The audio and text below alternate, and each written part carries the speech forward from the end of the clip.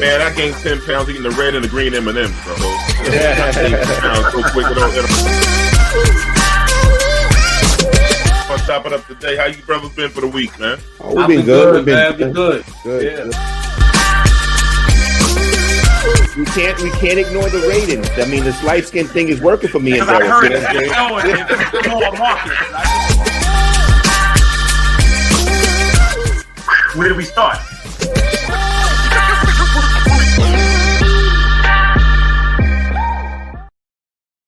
Yo, what's up? Welcome back to Let's Chop It Up. Please follow us on Facebook, YouTube, and Twitter. Please like and subscribe. I can't say subscribe, but never again in my life. Like and subscribe and tell a friend about these four brothers on YouTube, Facebook, and Twitter. My brothers from another mother. What's going on with you, man? Talk to me. How was your week, man? Talk to me, Derik. Hey, man, I'm good. I am taking a little time to relax with the family. Days like this and times like this, I know I definitely married the right woman. You know what I mean? She definitely makes sure that we take our time as a family, relax, slow down, and get out. If I'm left to my own devices, man, I'll just keep doing what I'm doing. You know what I mean? Just keep trucking along. So I definitely need this time alone. I shouldn't say alone, but with my family. Change of scenery, we would need it. We are presently I'm broadcasting to you from previously undisclosed high sedity location here in Atlantic City. All right, New Jersey. Enjoying the boardwalk. I had a nice cigar earlier and a nice sip of some Johnny Walker Black, and you know what I mean. A nice walk on the boardwalk with my lady. Great time out with my kids. We did the go-karts today. We'll probably jump in the pool tomorrow. And you know, we're just enjoying life, man. You know what I'm saying? We've been out here since Sunday, you know, so right. We've been putting good time in, very good quality time, man. And it's just been wonderful. You know, I just been spending a lot of time doing the Rodney move and just sleeping all the damn day. You know what I mean? You know what I'm saying? I'm feeling a little bit like my man Rodney, like I said, and we're in a beautiful location. Like I said, it's very high sedity. Only light-skinned people are allowed here. I'm sorry. Yeah, you know, because we got to keep it all separated because you know. Yo, you took White Daddy with y'all? Nah, man, we couldn't take him. You know what I mean? This is for us. You know, we didn't want to kill him. You know what I mean? Like I said, we already privileged, so you know what I mean. We really didn't want to shine and bring an actual white person with us. You know what I mean? So you know, but they've been treating us right, man. So so we're enjoying it, man. So it's a good time, man. So, and it's time well spent. And I'm back here, man, doing what I love to do, chopping it up with the fellas, man. So Rob, what's up with you, man? Talk to me. What up, man? Everything's good, man. I enjoyed the weather today. I got out, got some sun. There, yo. It's there, yo. I get a scroll. That's right. I'm 0 for whatever. I am the step of the scroll. Yo, will Derik get his first scroll? That is scroll worthy. That's scroll worthy. That's a good point. That's scroll worthy. Come on, nobody was thinking about the scroll until she said something. Come on. What's in that cup, Derik? Seltzer water. Yeah, okay, you're gonna get a scroll today. I can tell. That's a scroll. Yeah, the scroll's coming. The scroll's coming. Yo, today was good, man. I mean, I enjoyed the weather. You know, I went to my girls' softball game. They did very well today. One of my girls hit a home run, and one of my girls hit 2 doubles. I mean, they're doing their thing. I'm actually very proud of them. You know, they haven't really had a good game today. So I embarrassed one of my daughters because I was sitting in the car. The way I positioned the car, I could watch the whole field from it. So when she came back in, I yelled from the car that I was proud of her, and it embarrassed her. So I don't know what's wrong with these kids today. You know what I'm saying? But the thing is, you can't even be proud of your kids anymore without them getting embarrassed. It's unbelievable. Yeah, they want you to be proud of them when not like everybody see it. Yeah, they don't want to be put on blast. Yeah. But I do got some good news. That? We did receive our money back from hotels.com. Oh, for the Howard Johnson shit? For the Howard Johnson. So let's clap it up for that. We were successful in getting power, brother. That's right. Let's get it up there. But my wife got the job done. She didn't have to turn Becky and she didn't have to do quadrinasia. She got that $69 back from Hotels.com. There you go. Yeah. So the thing is, I just want to let y'all know, beware of Howard Johnson advertisements, guys. If you find anything online, don't mess with it. Team Light Skin. Team Light Skin. There you go, Dina. That's right. Nina. Wow. Oh, wow. Yeah. That's my homie too, man. Yo, the thing is too, starting the movement. no, she pays her dues for the light skin team. Rise Force. Yeah, but other than that, everything has been good. Family's good, everybody's healthy, and yo, I'm happy to be here with you guys. Hey, so, Kelvin, what's going on with you, brother? Very welcome for the shirt, bro. Okay, I hate to start the show on this very, very serious note, but after last week's show, I was contacted by the Sex Symbol Anti-Defamation League. And the way people on the show and people viewing the show was going in on me, they seem to feel there may be some sex symbol shaming going on. So I said, look, a lot of this is just in jest, is fun, but they're like, no, that's how it starts. So they have been monitored. They got it from an anonymous tip. Somebody saw the show apparently. There was a rumor that I was in the bathroom when the show started. There was a rumor that, there's just a bunch of stuff going on last week that has tipped them. And you know what I'm saying? And so they have to me, as a sex symbol, it's like a burden to deal with it. But I don't want to, project that on everybody else. But yeah, they are concerned. Ironically, they're watching tonight, and that's what I'm saying. See, they can see it. It's already happening. So so that's it. Wow, somebody knew that. Oh, wow, that's my goddaughter. What up, Maya? Happy 420. Happy 420. Happy 420. Wow, my niece's birthday today. Good looking. That's not what it means. That's not what it means, Kelvin. That's sex symbol shame right there, Rodney. No, that's not what 420 is. I know, but it's still a subtle reference to it. Now let me stop. All right. So your feelings. He showed his chest today. Kelvin, did you call it in yourself to the? No. You know what it is? There was some kid in Peru that was watching it. That's they say circuit audience. They sensitive to that stuff. I gotta say this. I always call out the natives on our side. I gotta call out the white natives today. All right. So today is my niece's birthday. So I said, let me go get her a card and some balloons and stuff like that. Being the big spender that I am, I go to Dollar Tree, right? You know what I'm saying? Because you know what I'm saying. You know what it is. So I get there. The white lady at the register. I said, give me some balloons. She gonna go get the balloons, talking about we out of helium. After she rung them up. I'm like, I don't understand how you out of helium. Like, why would I take the balloons without helium? Like, that's the piece. So she's like, yeah, you could just go to another Dollar Tree and see if they'll take the receipt and see if they'll blow them up for you. Wow. So white natives, I want to tell you, so I want to be fair. White natives are even worse. And then make it so bad. This is where I feel bad about. And this is what I get. I was trying to circumvent the black Dollar Tree to go to the white neighborhood to do it. And that's who did it. Then I had to take the deflated balloons to the black Dollar Tree, and they had them. They had balloons already inflated. So I was like, all right, let me just switch them. Oh, no, we can't do that. You're going to mess up our inventory. I'm like, this. So I'm just, you know what? Dollar Tree is just Nativeville. That's all it is, the whole franchise. So other than that, though, everything is good, fellas. It's good to see you, and my day is going good. I went to the doctor today, had to go see my cardiologist, and they just want to let me know that my stress test came back perfect. They were like exceptional, especially for a man your age and all that. So I want to say this. I want to say this to my brothers on the screen. This country is obsessed with youth, and they're trying to push us to feel like we older. Everything is an age reference. You are no older than you feel. We are still fly. We still spry. We still young, and we still good. So don't worry about all this foolishness everybody talk about. You're getting older, you're a different demographic. We still the same people, and we still fly. So I want everybody that's watching, everybody that's on the screen, y'all know that. So don't let everybody gas us up like we old. We still young men, and we still fly. That's what it is. I don't know about my knee disagrees. Oh, and I gotta add, yes.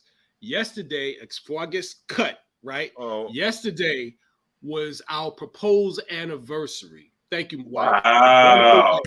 I proposed Very nice, about very nice. 14 years ago yesterday. So I want to add that as Congratulations. well. But now you got to say how you did it, brother. Come on now. Don't bury the lead. Come on. I know. I saw it on Facebook. But go ahead. No, Instagram. I mean. Go ahead. Well, you know. All right. That's why they said I need to add. I got what you're saying. All right. We'll. Well, let me tell you, it's appropriate that we're on a beach because I proposed at a beach. I proposed at Long Beach. All right. Got down on one knee, the whole 9 yards at a bench, gave my wife and made the smartest decision I ever made in my life, which was giving my wife a ring at our place. And ever since then, we've always been water people, but we are definitely water people.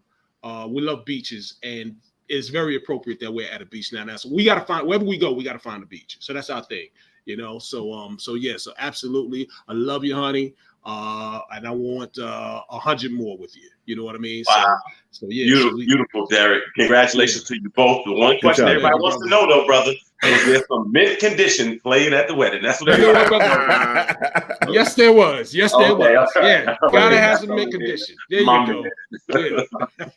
Good work, Derek. Good work. Good work. You represent the light-skinned brothers well. Exactly. Thank you, brother. Yeah. Thank you, See, brother. no right problem. when I was bringing us together. See, he was bringing us together, Rodney took us right back apart. And I'm gonna tear you right apart. Pull you right apart. Yeah, there you go. So let me go. I gotta add.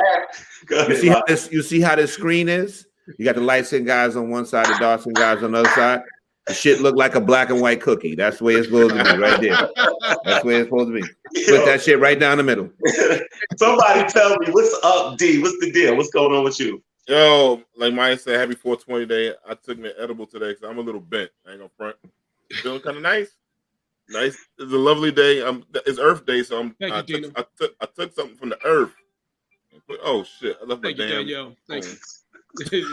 Yeah, I'm fucking up right now, but yeah, but my day is good, man. D holding on. Yo, this gonna be interesting. Yo, I'm good. I see something coming for this show. I can see it right here. Nah, man, I'm in a zone, man. Yeah, y'all. He gonna be breaking old stories. Guess what? Nah. King got shot. Like it's gonna be. I'm seeing something here with Derek and D. That's going to be a little bit fruitful for the show today. Oh, yeah, man, I'm seeing something. Man. I'm good, man. D's on the edible, and Derek has a magic cup. Yeah, Derek got a magic cup. It's coming. Yeah, it's coming. It's going to be funny today. Happy 420, baby. Word. You know, they let that shit loose in Jersey and all that shit now, man. Yeah. Word up. So, what's it say? Someone babysit D. Babysit D. He's been hanging out with Smokey from Friday. That's right. Shit, man. I wish I had some more, goddammit. They lucky that shit fell on a Wednesday, goddamn. Absolutely. All right, here we go. Let's get it in, baby. Let's see what the first topic for the night is. Legendary New York DJ K. Oh, first of all, what I say, Jamie, our producer, is not at home in his regular place. We produce the studio, so we don't have videos tonight. He's traveling. He's had to do some work out of town, so we apologize for the video. So we're gonna talk out these shits. I might act out the scene. Smack. There you go. Is he still able to get scrolls? That's what everybody want to know. Can he still get scrolls? I don't even know if people get the scroll or not.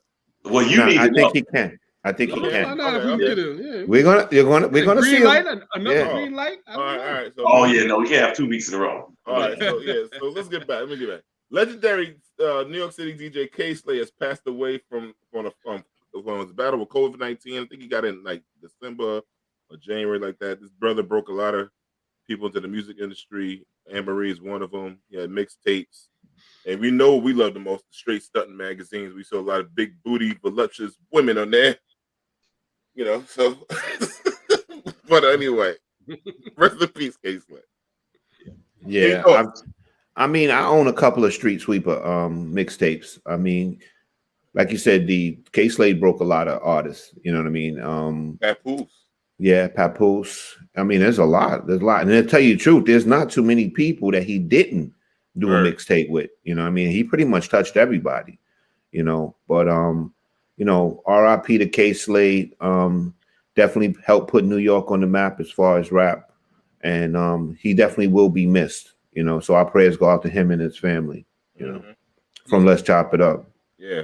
55. It's such a young movement, man. That watch the evolution of hip hop, and now, from Bismarck to K Slay and so many people, we're getting up to that stage where a lot of people, spent a lot of years in this, and when they pass away, you kind of grew up with them, so it's kind of like it hits home because it seems like you've kind of like they say, music sometimes the soundtrack of your life. So we do thank him and all the other pioneers in New York. But rest in peace to K Slade.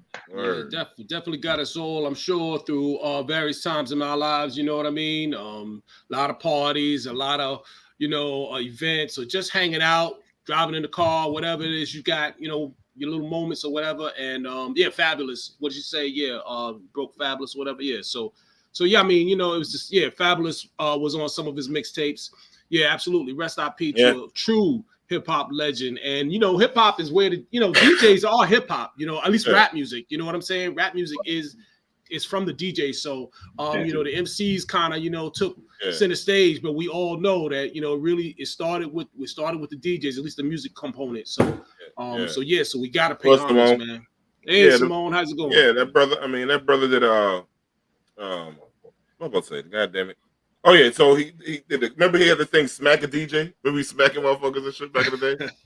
yeah. Smack a DJ dude. Like I like K Slade. He almost put the porno in hip hop music. Hip hop magazine. So I know a few chicks when I straight stunting magazine. They ain't stunting anymore, but they were stunting back then. Back then they had a run. They had a good run. Yeah, they had a good run. Now they big as outside.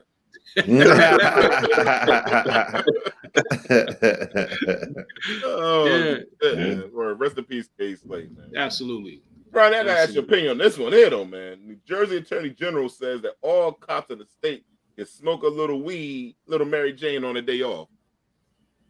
I saw a cop today on social media smoking weed directing traffic in New Jersey. I swear to God, I just watched Jamie can play the videos. I wish I was the way you could see. I watched today. Go ahead, Rodney. Yeah, the New Jersey Attorney General said that all off-duty cops can now smoke marijuana. I'm against it. Honestly, I'm against it. The reason why is because, first of all, the way they got it laid out to me is very vague. There's a lot of issues there. We're having incidents with people being, not inebriated. So imagine how many incidents we're going to have with cops being possibly inebriated, whatever the fuck. Right. But the thing is, like, you can't use it on duty and you can't possess it on duty. But the thing is, one of the vague thing is, can you smoke it before you come to work? That's the issue. How many hours in advance, right? Correct. How many hours? Now, the other thing is, if you're allowed to smoke it off duty, then that means most likely you're going to come up positive on a dole test anyway, because it's in your system. It's not like alcohol, There's just a lot of stuff there. It seems like they just want to get this thing out with marijuana so fast to make money that they're just not thinking of a lot of long-term effects. Now, you got to realize police officers have been locking people up for marijuana for eons. So now it seems a little bit hypocritical to me. Now you're going to have cops sitting in cars with you that smoke marijuana. So it's a little bit, contradictory to me. But I just don't understand how this is going to work. If a cop is in a shooting and he's got marijuana in the system, like, how does that work? It just doesn't. It just doesn't work. It doesn't make a lot of sense to me. Then Ron, the other let thing me ask is, you this question. I'm sorry, Ron. Let me ask you this: when you're off duty, are you still a cop? Like, if something happens while you're off duty, are you still expected to respond? I mean, although you're off, if something is going on. And he's asking with the understanding that you're off. Your experience is from New York and not New Jersey. This is correct. A New Jersey issue, right? Correct. Everything I'm talking about is from New York. The answer is yes. If you see something going on, and you're off duty, you're on your day off, and you see a crime being committed, you're supposed to either take action or you're supposed to call 911. So technically, you're always on the clock, and then the moment you get involved, you go on the clock right then and there. So they start. You're under the influence and you're off. You might call into action unexpectedly. Correct. Wow. So, there's just a lot of things there that you could bring up issues with cops smoking weed. Now, the thing is, you can, as far as alcohol is concerned, you can have a drink and not be intoxicated. But if you smoke marijuana, you're going to be instantly, or depending on the person, you're going to be inebriated. So the thing is, it's not that good shit too. So correct. Correct. So the thing is, I mean, I'm against it. I don't think that cops should be smoking marijuana. I don't think they should be using any drugs. The other thing is too, technically, when people are prescribed marijuana prescriptions, even by a doctor, they're not even supposed to have a gun license. So now you got cops that got guns, and they can be on marijuana on their day off. I'm just totally against it. I don't think it makes any sense to me at all. And what does that mean? And then the other thing is, what does that mean for like street level marijuana, let's say, activity? You know what I mean? Like, is marijuana still going to be prosecuted on any level? It's legal now. No, it's going to be legal. It's going to be just like alcohol. It's legal in Jersey. Yeah, it's legal. So the thing is, you cannot possess alcohol. You cannot possess marijuana or use marijuana while you're on duty as a police officer. That's what they're saying in Jersey.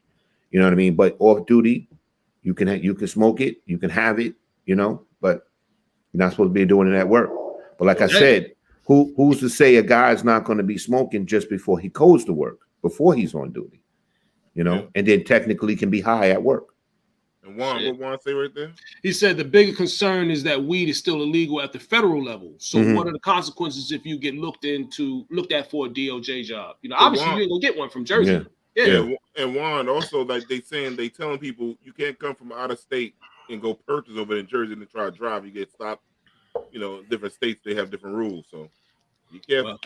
Well, you can enjoy yourself in Atlantic City. Let me tell you something. Well, it's legal in Jersey. It's legal in Jersey. So it's legal as shit in Atlantic City. Let me tell you. Remember the whole thing with the weed was different states. So like if you sending the money across like different states, the federal government's still not taking in the funds, so people still got to move that money different kind of way.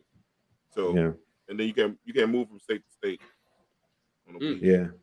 So, I like I said, I think it's gonna cause a lot of problems. Like I could see lawyers when cops are involved in shootings and stuff, wanting the cops to be tested, you know what I'm saying? And try to figure out were they high on duty and going after the cities and the states. I can see that happening. That's why I just think it's a really bad idea. Yeah, I mean, it's gonna be a lot of payouts if you ask me, man. So you also got to realize too, this is a political move. They want marijuana legalized, and at the same time, the people that are making these decisions don't live in neighborhoods that have incidents with the police. Right. They don't live in these type of neighborhoods, so they don't care. Good point. Very good point. Yeah, man. Can't argue with that part. Yeah. Gotta be. But that's my take on it. All right, cool. Appreciate that, brother Rodney, man. But then again, I'm not a big advocate for it. I can't stand the smell of it, but that's different. Two different stories, but a lot of people love it. So it's the new water. I mean, I'm telling you, it's everywhere. What's coming too in New York, from what I understand, is that New York is trying to compete with like Vegas and places like that. We're eventually going to be one of the biggest gambling capitals and marijuana dispensary places in the United States, in New York. You're going to have you go to Manhattan, they have like Restaurant Row. They're going to have like Marijuana Row where the tourists are going to come here and there'll be a whole street of marijuana dispensaries.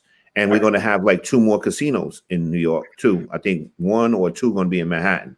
So New York is about to go through a huge change. You know what I'm saying? Exactly. So just get ready for it. Yeah, man. I can't wait.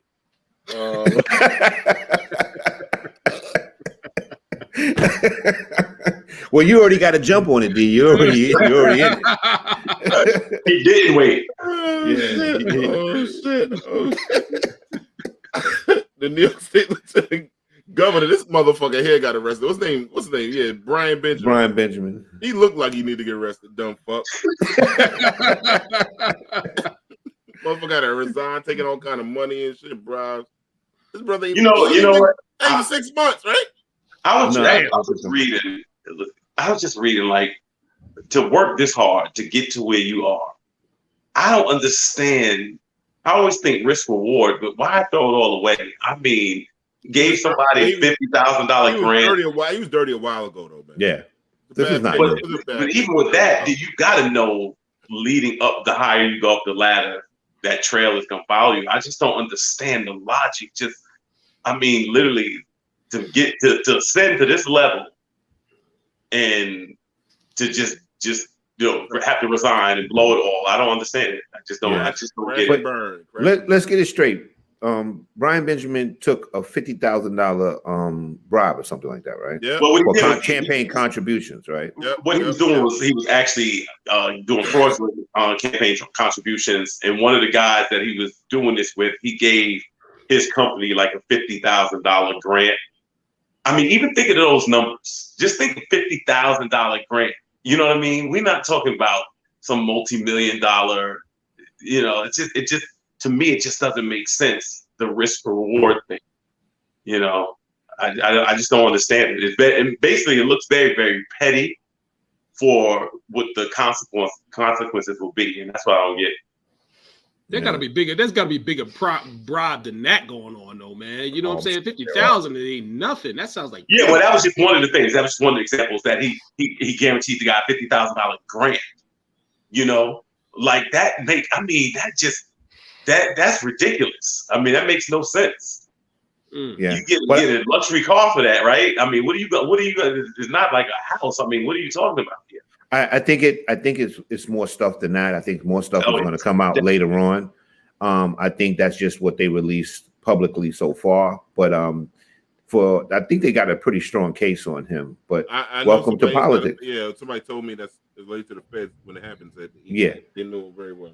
Yeah, they got a big strong case on him, and you'll see that most things. And he probably going to wind up having to plead out to it. That's what it looks like to me. I'd be interested to hear like what constitutes a bribe now, as opposed to, let's say, you just, I don't know, just giving out money or just doing something in the normal course of your duties, because we already know, like, people can give money anonymously, so I don't get that. But he also solicited illegal campaign fund money. Correct. Is that what it is? And you're asking for money. You're asking for money in return for favors.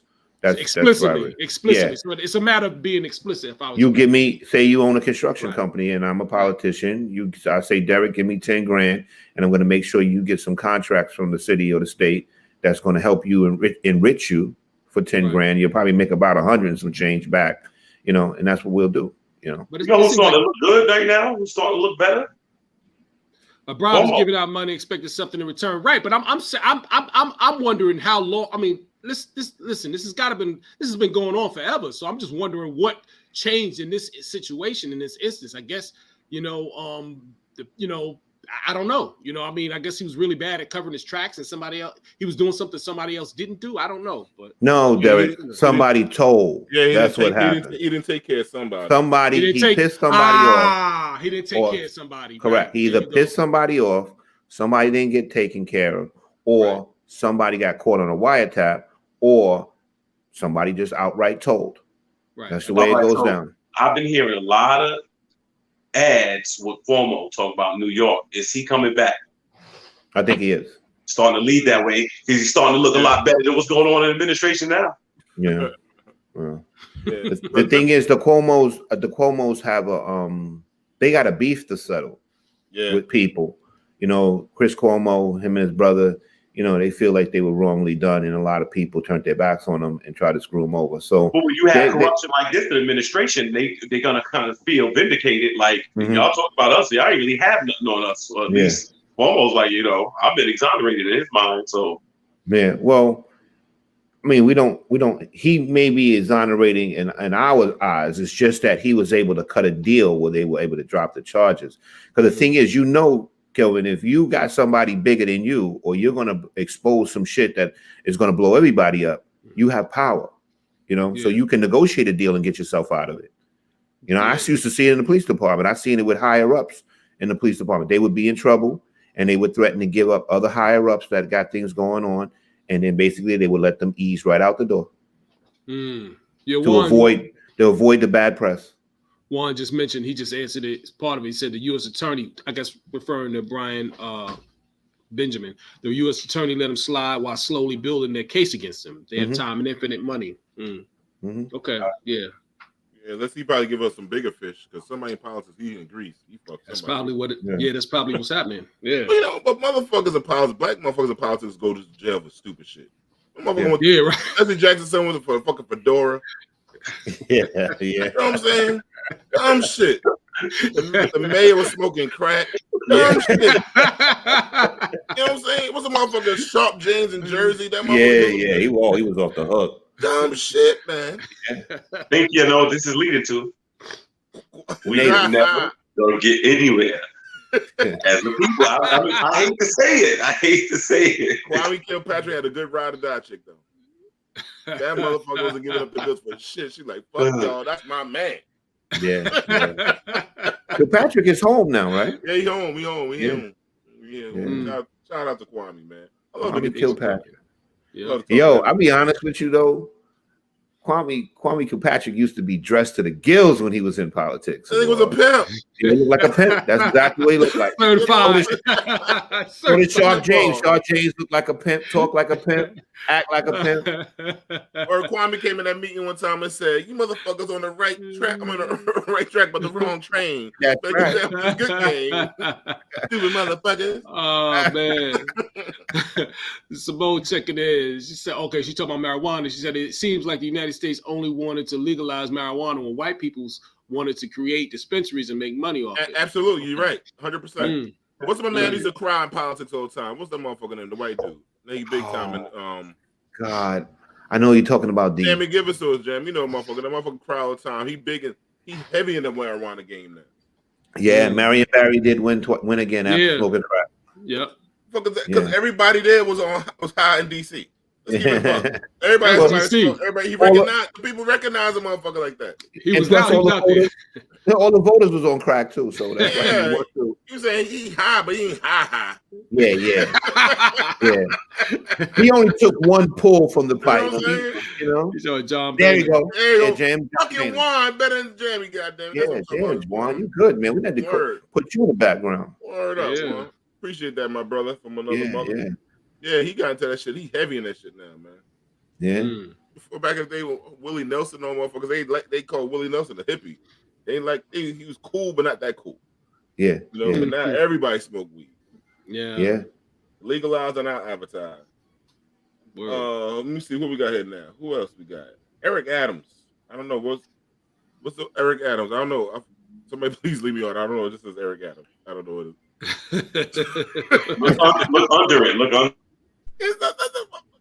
He just show a picture of Eric Adams. well. Let's focus on the main topic of Eric Adams. He has to fight crime. That's what we have to focus on. We all know that if Eric Adams, he can keep talking a good game all he wants to, but if he's not going to get these numbers down and get this subway safe, city straight, it's going to be one term. It's going to be one and done for sure. So I don't know. He better put a cape on and fly through the city or something. Well, you know what? I think it's interesting. And D, I'd ask you about this. I understand that Bloomberg has been back in the building for the first time in 8 years, which means he couldn't stand de Blasio, but he's on Eric Adams' side, which I'm hearing the right or the left really seem to be really, encouraged about this administration. I understand he's given, I believe, $15 million to charter schools. 50 million. 50. Okay, so does that affect you guys? Are you part of it? No, we don't have any charter schools. I met Bloomberg a while back. Bloomberg is heavy into his whole education thing. He didn't want to change it from Department of Ed to the what's it called now? No, it's called the Board of Education to the Department of Ed. Yeah, that edible was kicking in like a motherfucker. It's like fucking 6 of y'all. But but on Bloomberg, I mean, that doesn't affect me any. Well, it's his own private money, correct? So it doesn't really affect me. Okay. Yeah, he does what he want to do. Yeah, he does what he wants. Private money with his money. It's the best money to have when you're doing this. When you're doing like nonprofit education, because you have to listen to some of the dumb shit from people telling you what to do for the city and the whole thing is data. You can be carte blanche and shit you can do. I'm so creative with private money. I hate city money, man. But so he's one of those things. I mean, shout out to the charter schools that do well. Some of you motherfuckers run that shit like slave shit. I'm keep it up to you. That shit ain't cool, man. The way they work their staff and how they had the mindset of some of these kids kind of bugged out. But that's another subject. I want to ask really quickly, Rodney, regarding the crime situation that you just talking to. I'm seeing things now that are. I think there's a different type of boldness right now with criminals. I watched a kid on the news this morning grab somebody's iPhone. They try to stop him. He pulls out some sharp object, slices the person. Like I don't even know where we're at right now. I do see a police presence, and I don't know if that's anything more than the police presence. But what are your thoughts? I mean, going into the summer months, people are gonna be out. First time in 2.5, 3 years, where people will really be out probably full fledged this summer.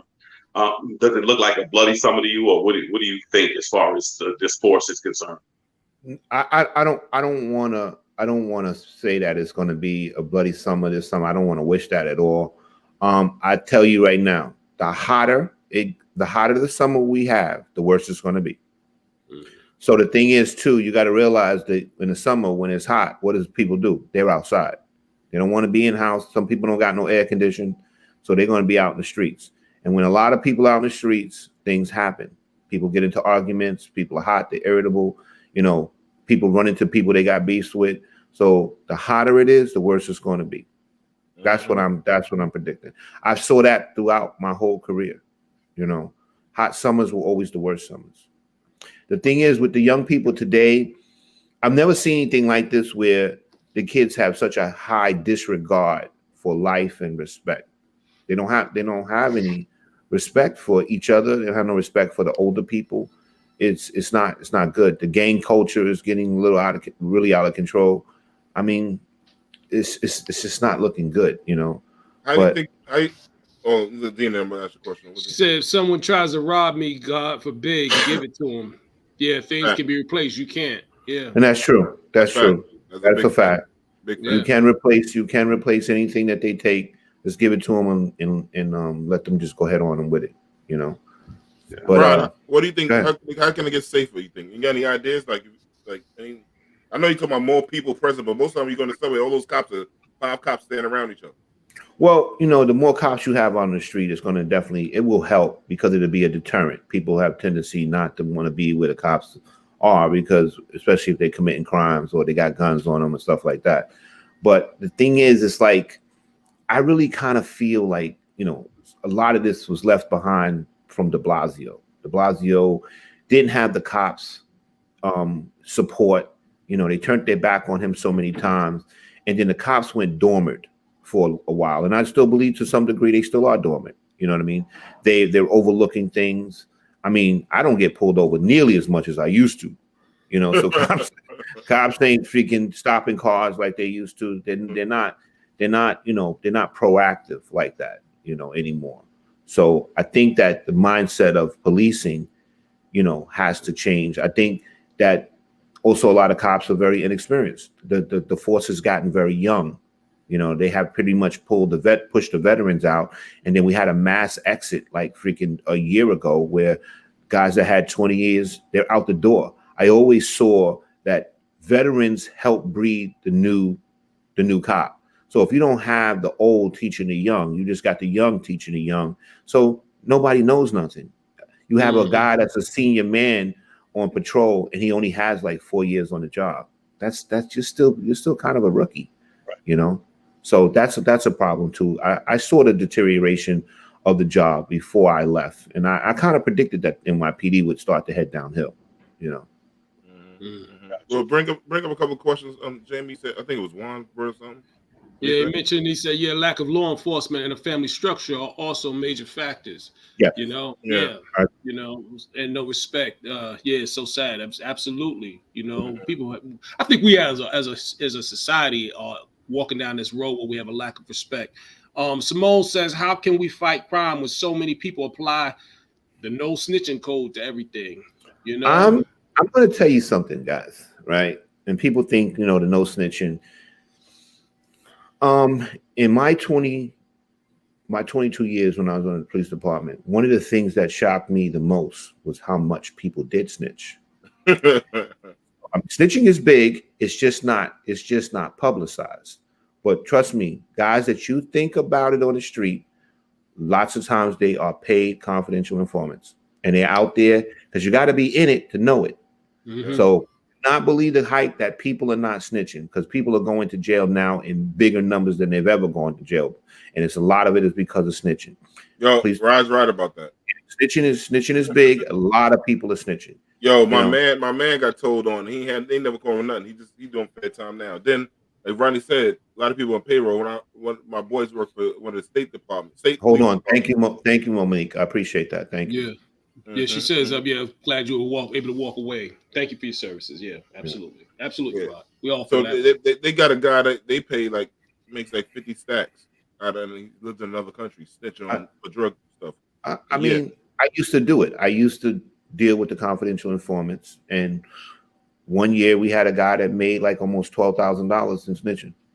It's lucrative. It is. Yeah. It can be lucrative. Oh yeah, it can be. And nowadays, people snitching ain't nothing. Look, Tekashi 6ix9ine got a bunch of dudes that accept them as a snitch. Correct. You got to earn your naps, brother. She said you earned your naps. She said, Tina said you earned your naps, man, my brother. Thank you. Yeah, he put his time in. Sorry, right? You about to say Tekashi? No, Tekashi 6ix9ine is the perfect example that snitching is getting more acceptable. You know what I mean? You got to realize too, like in Tekashi 6ix9ine's, the streets are for sale. You're dealing with a whole bunch of people that don't have money. He's bringing in all this money. He's putting people on. He's getting them paid. He's taking them places.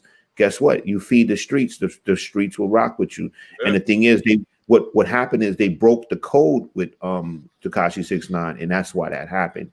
You can't let a guy, an outsider, come into your street business. You can't, because as soon as it gets hot, he's going to tell. He can't take pressure. He can't do football numbers because he was a civilian, and correct. He was a civilian. Like you gotta be really about that life. You can't be a civilian hanging with a bunch of thugs.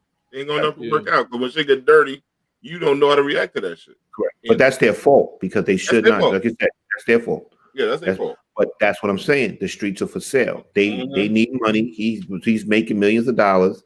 So guess what? Yep. I need to eat. I need this money. So he's bringing in money. Let's rock with them. Yep. They couldn't keep it separate. Not connected to anything, not connected to anybody out there. You just kind of come and go. So that's real. Lone wolf. Tekashi 6ix9ine ain't the only rapper that be snitching. There's a lot more rappers that be snitching. I ain't gonna say no name. Bag of Skittles, you do look at Bag of Skittles, then he can't make music. His music ain't gonna sell no more. He's done. I think he's done now. I think it's over for him. He have to take the 50 Cent lane and just do controversy talking about people, because I think his music is the same shit all the time, same beat every time. I mean, loud. Him on the track screaming at the top of his mouth. Yeah, that bullshit, man. Yeah. But anyhow, man. Oh man, they bringing back Ultra Side Street parking. I didn't know they got rid of it. I'm still tickets for a minute. New York City, alternate side street parking. Wow, man. Drivers will soon need to move the car. I thought this shit still went on. I was still parking in Brooklyn, following the rules. Yeah. That's what I'm saying. I didn't see a change. All I can tell you is this: I'm on that train now, because gas prices I can't run. And car insurance, it's a wrap. Juan says, as a victim of robberies, one of them at gunpoint. If a person hurts me, I'm telling. Exactly, Juan, because Juan's a civilian. You're a civilian. You're supposed to tell. Yeah. See, the thing is, people get this thing with snitching misconstrued. You know what I'm saying? Snitching is only if you and the person is in the same game. If me and D rob a bank, they catch D and he tells on me, he's snitching, because he knew going into it that we were robbing a bank, and he was going to be with it if we got away. Now, if me and D are robbing the bank and Kelvin's walking down the street and sees us rob the bank and he has nothing to do with it, and he tells, he is a witness. He is not a snitch. Mm-hmm. He's not in the same game. Bad show the next time. What you say? What you say? Me and Derik come on here like, this Rodney and Diggy not here today. Because he told. They just have to go to the bank I usually go to. But I agree. I understand what you're saying. What happens is everybody tries to paint it like a broad stroke. Like you foul because you said something or whatever like that. And that's what messed a lot of people up, like some type of street credibility because you ain't say nothing. You know, some people just need to be off the street. It's just real. As far as this crime is concerned, see, D, I fight it from the other way. And I just mean this. I said it last week and I'm going to double down on it. They just arrested this guy that raped 2 4-year-old babies. Oh, he need to die. That's what I'm saying. In other words, all this, you going to go just lift weights for 50 years we pay for you? No. You going to get out there and get that work. Something needs to be done to you. Yeah. I'm dead serious. I'm talking about something needs to be done to you publicly that'll be a deterrent from other people doing that. Yeah, and I mean that. I'm dead serious about that. We should bring back stoning. Yo, I ain't mad at you. I'm not mad at you. I'm serious. In other words, people, there is not enough recourse behind this stuff. Really, you need to think. You know, my father used to say that. He said the reason you don't have that many bank robberies is not because people don't have the moral fiber or breakdown to do it, because they're afraid to get caught doing it. That's what it is. The reality of it is this: there's certain things exactly. There's certain deterrents. Well, if you was gonna get that, put like this, you don't do it in China. I'll tell you that. You know not to do it in China. You know not to do it in North Korea. You know that. You ain't gonna be jaywalking in North Korea because you already know what it is. You see what I'm saying? Yo, you ever watch First 48? Ever watch First 48? Hell yeah. I've always heard about it. I love it. Yo, you ever pay attention when they shoot those episodes in Texas and look at how much time those guys get? Massive time. They giving out football numbers in Texas. Word up. This is basketball. They're giving out basketball scores. Totally. The over and under. They're giving out the over and under. But Texas is that Golden State in their prime. How many times you seen when they do it at the end and they tell you how much time they got? Word up. It usually be life. It usually be life. They get life. Yep. And then in New York State, a guy gets 6 or 7 years for killing somebody. Be home before he's 26. Right. That's what I'm saying. The cheapest sentence they'll give you for accessory, if you told, like Johnny told on Raheem, he got 35 years for telling. I'm like 35, and I told. I said 35. Right. Yo, you know the First 48. Every time the motherfucker wears a striped shirt, he did that shit. Yeah, or he did that shit. Or he's in there in a tank top. Yep. Tank top. He did that shit. And you know somebody getting ready to tell because they give him a soda and something to eat. Yep. And the motherfucker, let me get that cigarette. He go like this. Yeah. It's over. Whoever he did that shit with, it's over. He gonna give up everything. Where the gun is at, everything. What shirt he's wearing, all that shit. He give it. I just think they gotta start going back to that, man. There's no other way, man. You gotta do it. The legislators have dropped the ball, man. The legislators have dropped the ball. There's gotta be some repercussion to this, because if not, it just there's no like Rodney said, there's no fear of disrespecting any group, you know. And so you need to know that. I'd come up with a legislation: if you in a gang, if you're affiliated and you do something whatever like that, you're not coming home. Period. Like you're not coming home. That's just it. So I'm just letting you know. So think about it before you join. You're not coming home. Mm-hmm. You know, you in a gang from them racketeering charges and shit like that now. And organized crime, they're giving organized crime charges out to those cats. Correct. They used to only give them out to the mob. Now they're giving them out to the gang. And the thing is, and Rodney touched on this before, where you shouldn't have certain things and freedoms in jail. No. You shouldn't. Jail should not be comfortable. I mean, you go to other countries, there ain't no heat. Big time. They ain't no air. They ain't no nothing. You know what I'm saying? Mm-hmm. In other words, you shouldn't have anything other than food and water. Like, and I mean, when I say food, I'm talking about some old bologna sandwiches that, you know what I'm saying? Like, I'm talking about you should have no comfort. You should not want to go back.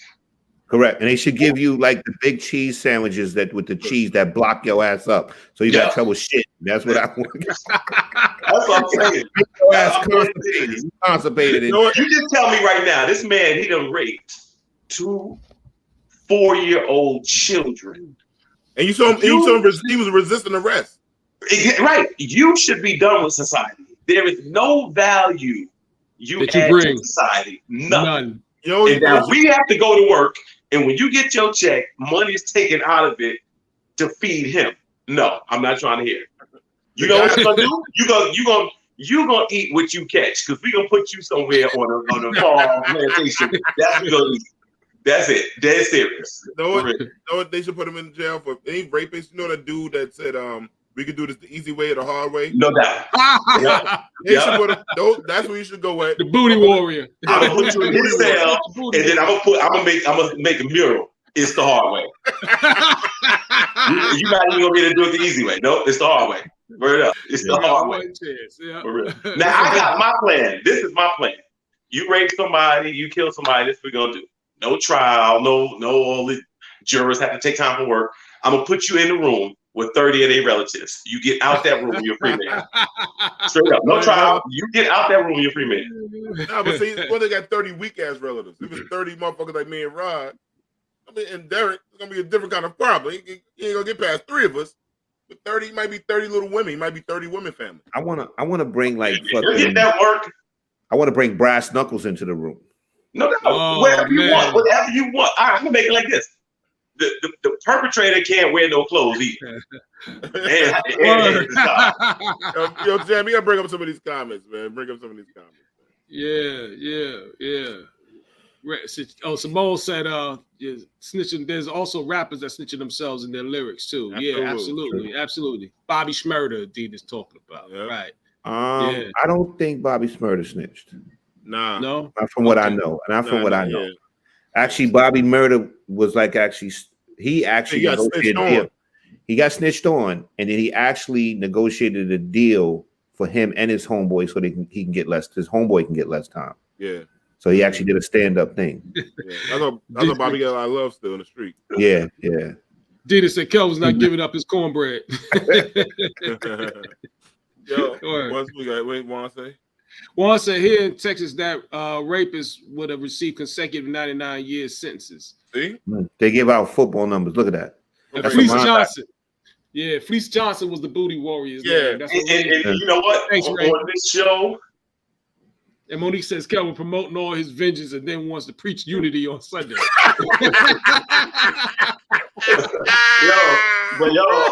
I'm delighted about it. I'm dead serious. Yeah, Kelvin the Old Testament. Kelvin the Old Testament. He gives He's Old Testament, right? He said this song got a quarter body a week ago. He snitched. All right. And I'm gonna be honest with you. You gotta be fair. We don't talk about enough on this show. Hip hop has also had a bad reflection on our community as well. There's certain segments of it that we had a lot of perpetuation of violence, things against women. I mean, we had a lot of that lyrically. And I think that's one of the reasons that the masses have paid these young Black men and women to do this. There's a culture of over-sexualization. There's a lot of things that have been put in the music that people allow because they felt it would directly, negatively impact our community. Some of that stuff we got to take ownership of. Some of it we got to be just real about it. Now, I think there was the first iteration of it that wanted to report what was going on. I think NWA wanted to say how the police was treating us. I think people wanted to make stances and points, but then there came a generation behind that just started fronting, where they would actually take the life of the drug dealer they saw and act as if it was them. And do things like that and kind of perpetuate a certain lifestyle. And I think that was also, I'm going to tell you, I think slavery, I think crack cocaine, and I think hip hop ultimately have had a lot of negative effects in certain stereotypes in our community. And I mean, I know people hate to hear it, but I believe that. Now, before you get started, yes, I do believe that there are people in church that have done the same thing and negative things too. I do believe that if you are a minister and you are a rapist or you are a thief, you should go to jail. I do believe the same thing before we even get started, because that's always the argument in the barbershop. I was telling somebody, I said, R. Kelly need to go to jail. Oh, them ministers need to go to jail too. I'm like, they do. So yeah. I agree. Yeah. I agree. And had some adult relations with some preachers' daughters. So they.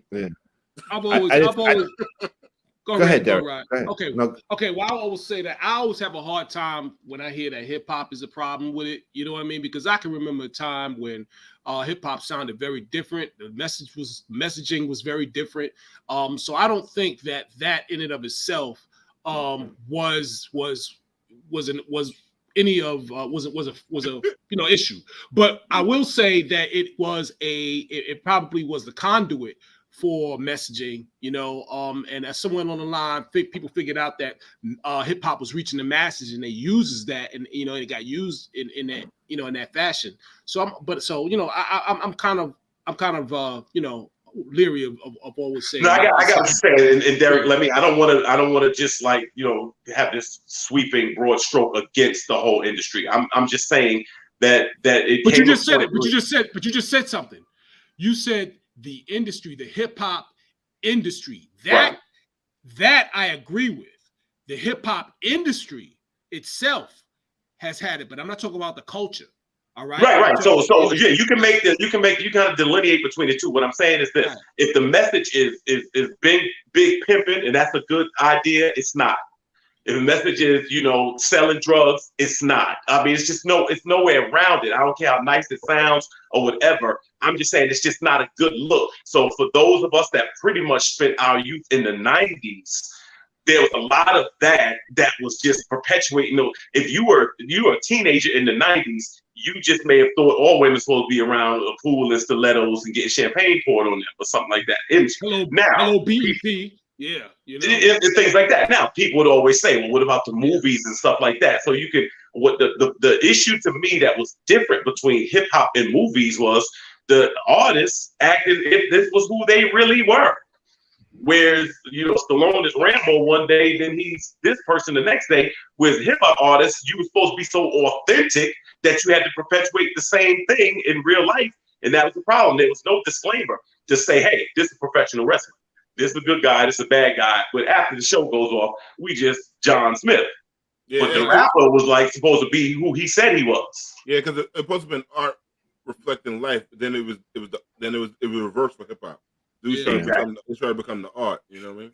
You guys always know in the past. I kind of always separated certain things. I always thought hip hop was positive because if you look at the stuff early, then there came rap. Yep. That's what fucked everything up was rap.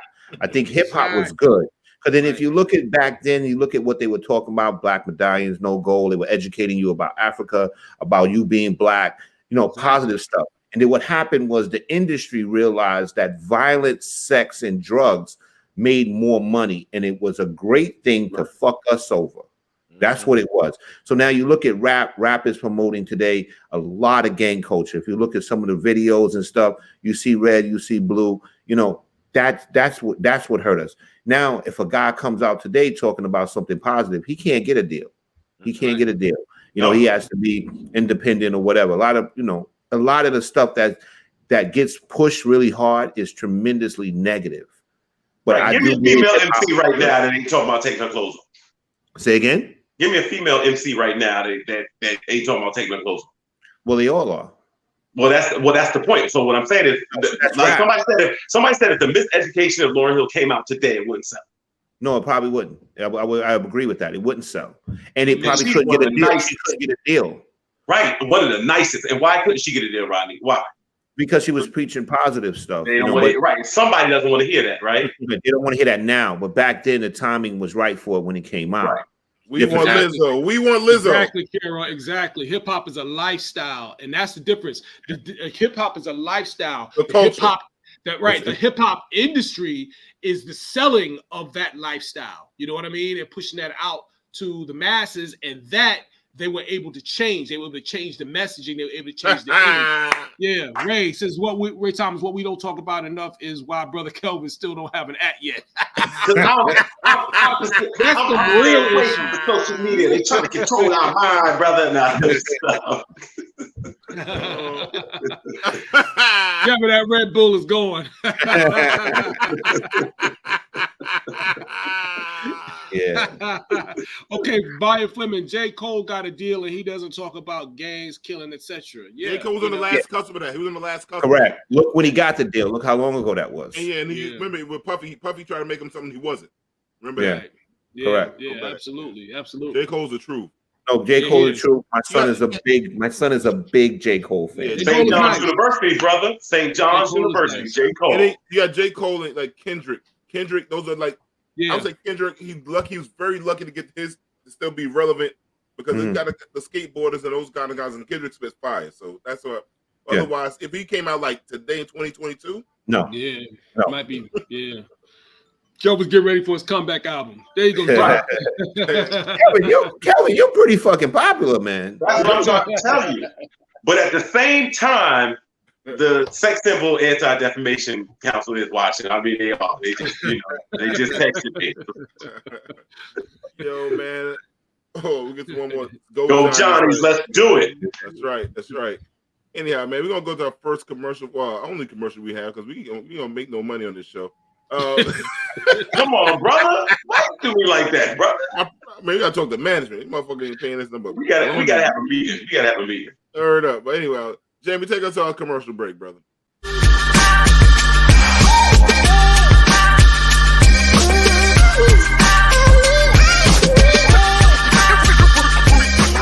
Orchard Blue Counseling Services, or known as OBS, is a private mental health practice based in Southeast Queens, New York.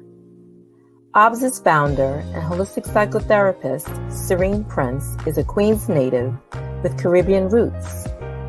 Serene is committed to providing culturally competent holistic psychotherapy to diverse communities while curating a safe healing space for Black and Brown people with compassion and awareness of their total being.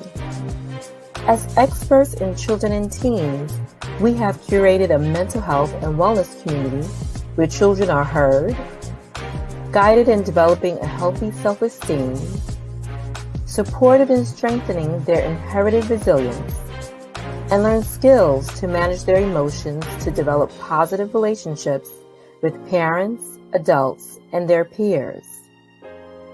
Orchard Blue Counseling Services is designed to help children and adults discover their inner healer as we take the journey with our clients to work towards self-acceptance, self-love, and resilience to manage life's uncertainties and embrace its wonders. Our private practice extends to providing consultant services for personal life transitions and business development, parenting guidance and support, and clinical supervision for mental health students and therapists. And be sure to book our founder, Serene Prince, as your next holistic speaker, offering your audience a life-changing experience. Now that you have taken the first step to learning about us, we invite you to walk towards a healing and progressive life with Orchard Blue Counseling Services. Contact us for your free consultation where applicable. Email or call us at info@orchardbluecounseling.com or area code 516-200-1174. You can also connect with us at our website and social media pages, orchardbluecounseling.com, or on Instagram at orchardblue_counseling SBCS, or Facebook at Orchard Blue Counseling.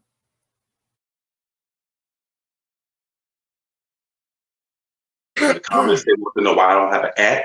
Then one person said that I talk about violence and then preach unity. And we're back. What's going on, y'all? Yeah. Oh, was you snitching just now? Oh, nah. Yo, for those that don't know, the Nets lost. No. Yeah, they lost. Yeah. Yeah, 107-114. Hey, the Yankees won. This joint might be over. The Yankees are trash now. I can't front the Mets about to take it back to the Yankees. I did say I don't think the Nets are going to get out the first round. Well, it's looking kind of gray, brother. I did say it. Looking kind of gray. I can't front. Hey, Jamie, before we move on, man, go to some of the comments we didn't get to before we went to commercial break, man. Rhapsody is probably only current right, female rapper. He's right. It's not sexual. That's right.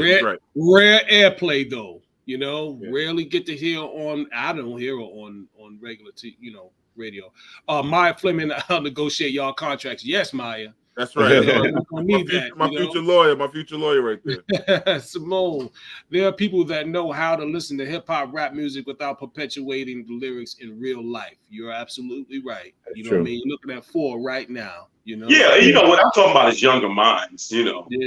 Yeah, absolutely. Kelvin, you get a text after the show. Okay, that's what's up. And I'm sorry. Go ahead, Derek. Kyrie, what? Oh, Kyrie barely played all season. He better get it together. Absolutely, the Nets is they looking real shaky.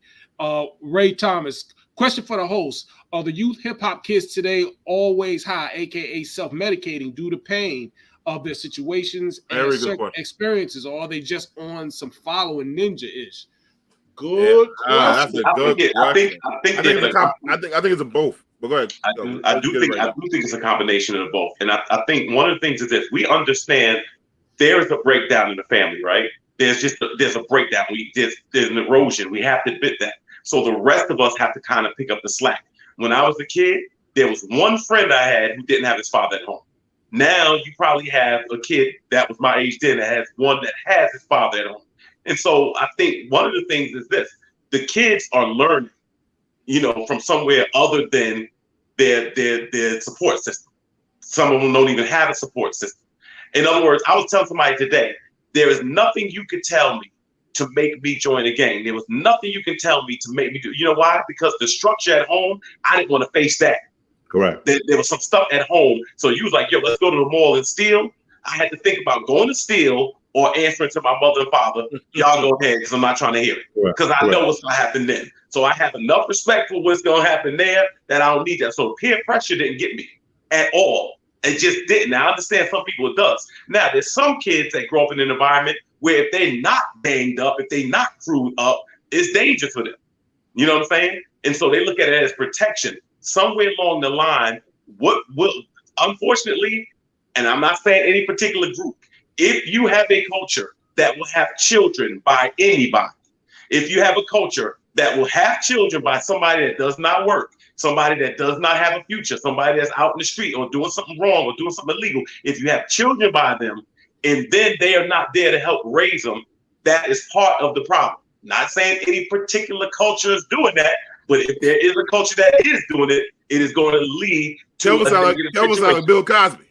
not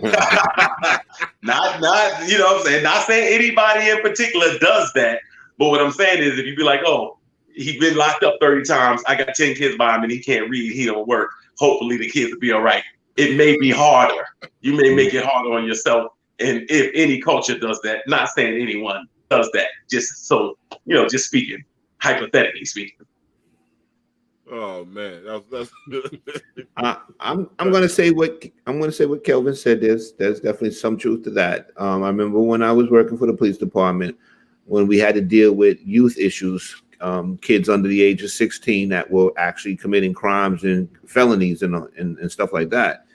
The not all the time, but most of the time, the family structure was broken. There was no male in the house, mostly single mom. Sometimes mom out doing her own thing, and she can't control the son because she basically raised him to the point where he got out of control, was giving him everything he wanted, and then when he got older, he got out of control. But I definitely say that family structure does play a role. When I was a kid, there was fear. There was fear that I knew that I could not come home and say it's being brought home by the police or stuff like that, because I knew there were going to be severe consequences for it. So there's no fear by the kids of any parents at home, because there's nobody at the home that can discipline them, So, I definitely feel family structure plays a huge role, and it's not just for boys, it's for girls as well, because I've seen a lot of things with teenage girls too, where the family structure was also broken. But she said she's putting a little one to bed. She said, until next time, fellas, Kelvin, I'm going to find you an @ and the background. Shout out to Dina and Brian. Good night, Dina. Yeah, I'll tell you, Rodney, I'll say working in the youth ministry for over 20 plus years, that age between 13 and 17 for a boy with his mother is crucial. He is starting to get older. He's starting to grow hair on his face. He's starting to come into maturity. He's starting to physically change, and he's getting taller than her. And that changes everything. Correct. There is something about the authority of a male. There's something about the authority of a father. There's something about the bass in the father's voice that a young man has to understand, and the strength of a father. Because young boys, it is their nature to kick against authority at a certain point, and fathers are just the right one to help you get back to your senses. You know what I mean? And that's the reality of it. Like, I know one of my friends, he's like, I ain't had no belt. He said, he got big enough. Well, I said, all right, so let me see these. And that's what it was. And a father can give you that work, and it changes. There should be a natural reverence and fear, especially for your father. Your father check you if you come at your mother wrong. And that's just what it's supposed to be. And I just think when we lost that, or if we losing that, it just really, really hurts. I think it's going to take men, not necessarily policemen, but men of our culture to police our own communities. I think that's what we're going to need. Juan said, checking in, he says, the other problem is the I need no man, I can do bad all by myself. Women, our communities need to realize that both parents need to be involved. You know, correct? Yeah, correct. You know, the thing is, I think in relationships too, you know, people got to get past the issue of what went wrong with the relationship and separate parenting from what went wrong with the relationship. And the thing is, when you go to family court, you see a ton of that in there. You see basically somebody trying to inflict revenge on somebody for maybe, they cheated, or that has nothing to do, that separates the raising of the child. One has nothing to do with the other.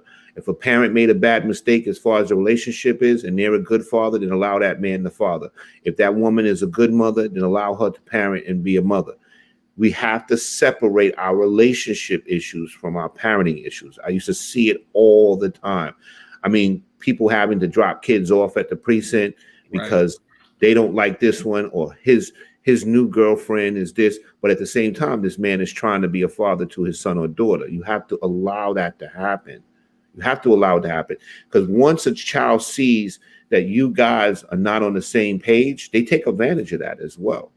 Yeah, that's true. You leave that lane open for the child, you know, and it becomes something, I can play one against the other. Correct. You know, or whatever. And you have to show a unified front. Ray checking in, he said, the last question, then I'll shut the hell up. You ain't going to do that, Ray. No, Ray, keep wrapping it up, man. We love you. We are all in the same age, 80s, 90s babies, and our generation caused a lot of pain and destruction in the community.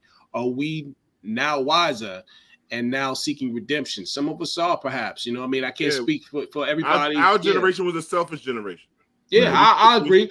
But you know what, though? Yeah, but we were also the generation, we were, keeping up with the Joneses generation, too. Because remember, you had parents that were trying to keep up with the Joneses. We had a standard of what success meant, and they moved to the suburbs, or whatever, and they chased that American dream, and we got passed down a lot of that as well. You know what I mean? So we had to figure out what was passed down. But our generation, we hypocritical, because we clearly.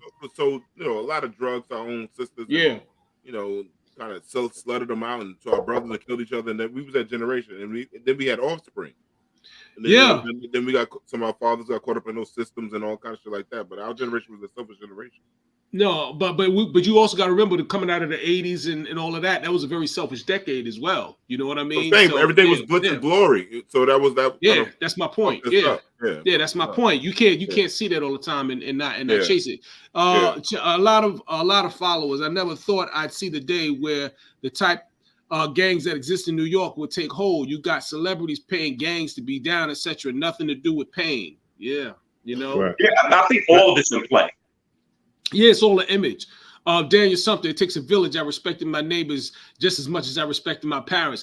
Correct. That's missing as well. You know what I mean? Now that the ladies on the street, the aunts or whatever, the neighbors, they can't say nothing to the kids now. Yeah. Kids are shooting. Checking it. Yeah, or whatever, or disrespect them.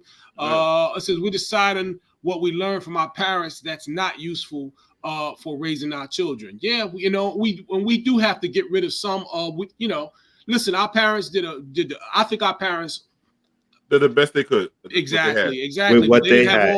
They didn't have all the answers, what wasn't passed down was left for us to discover, and you have to take the meat and spit out the bones, so to speak. You know what I mean? Well, I'll say this: all the coddling and all the stuff that's designed today to make sure that people have more voice and to hold everybody's hand. When I was younger, I didn't see no mass shootings in school.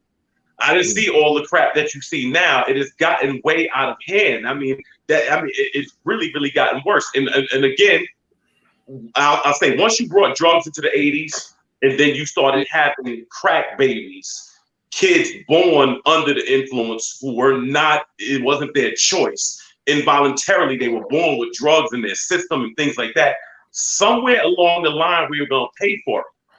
Then what you do is you have people that you idolize, especially even in music or entertainment.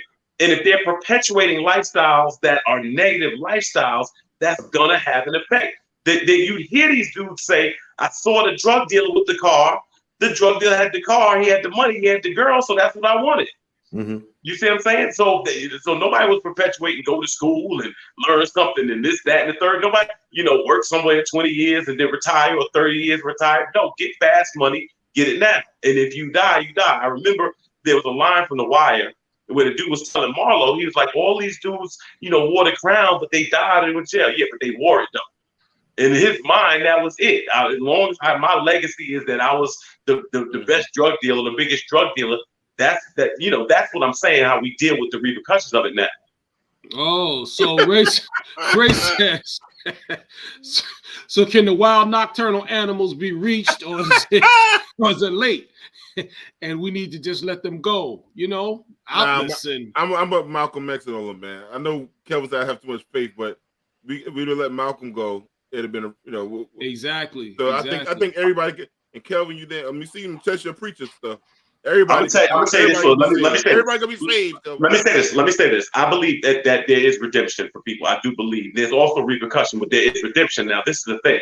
What I try to tell my nieces and nephews is this: so my nieces and nephews, they're very, very pro-black, and they're very, very pro our people, and I feel that. What I said, what you need to learn is you better find out as early as possible in life who you can help and who you can't help, and you cannot help everybody.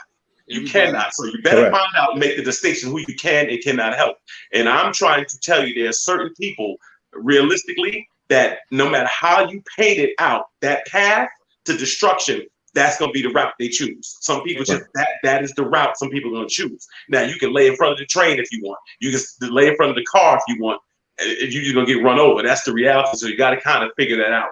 That's the thing. So, yeah, some people can be redeemed because, listen, that is something that you've got to make a decision that I want to change. And if you don't or are unwilling to change, then you're just going to be out there spinning your wheels. You really going to be spinning your wheels. D, I'm sure D got programs where you come play basketball. You can probably learn. You go to school.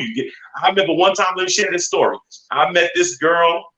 This young lady was 17 years old. She was a former, she was a blood. And she supposedly was trying to get out the game. And she wanted to get her GED. I called D. D met me. D was gonna meet me at the church. D and I met at the church. Girl never showed up, and I always respected D for that because D, when it comes to a young person, D will always give everything he can to help a young person, and she didn't show up. And I was so embarrassed. And whatever, D was like, "Nah, it happens all the time. Don't worry about it." Yeah, bro, I get that. Bro, that shit happened to me 30 times in a year. That's a light year. So right, that's what I'm saying. But the fact that he took time out of his schedule to come and meet me because he's trying to help a person who he does not know. You see what I'm saying? And that's the reality of it. That's what he would do. He would do it again.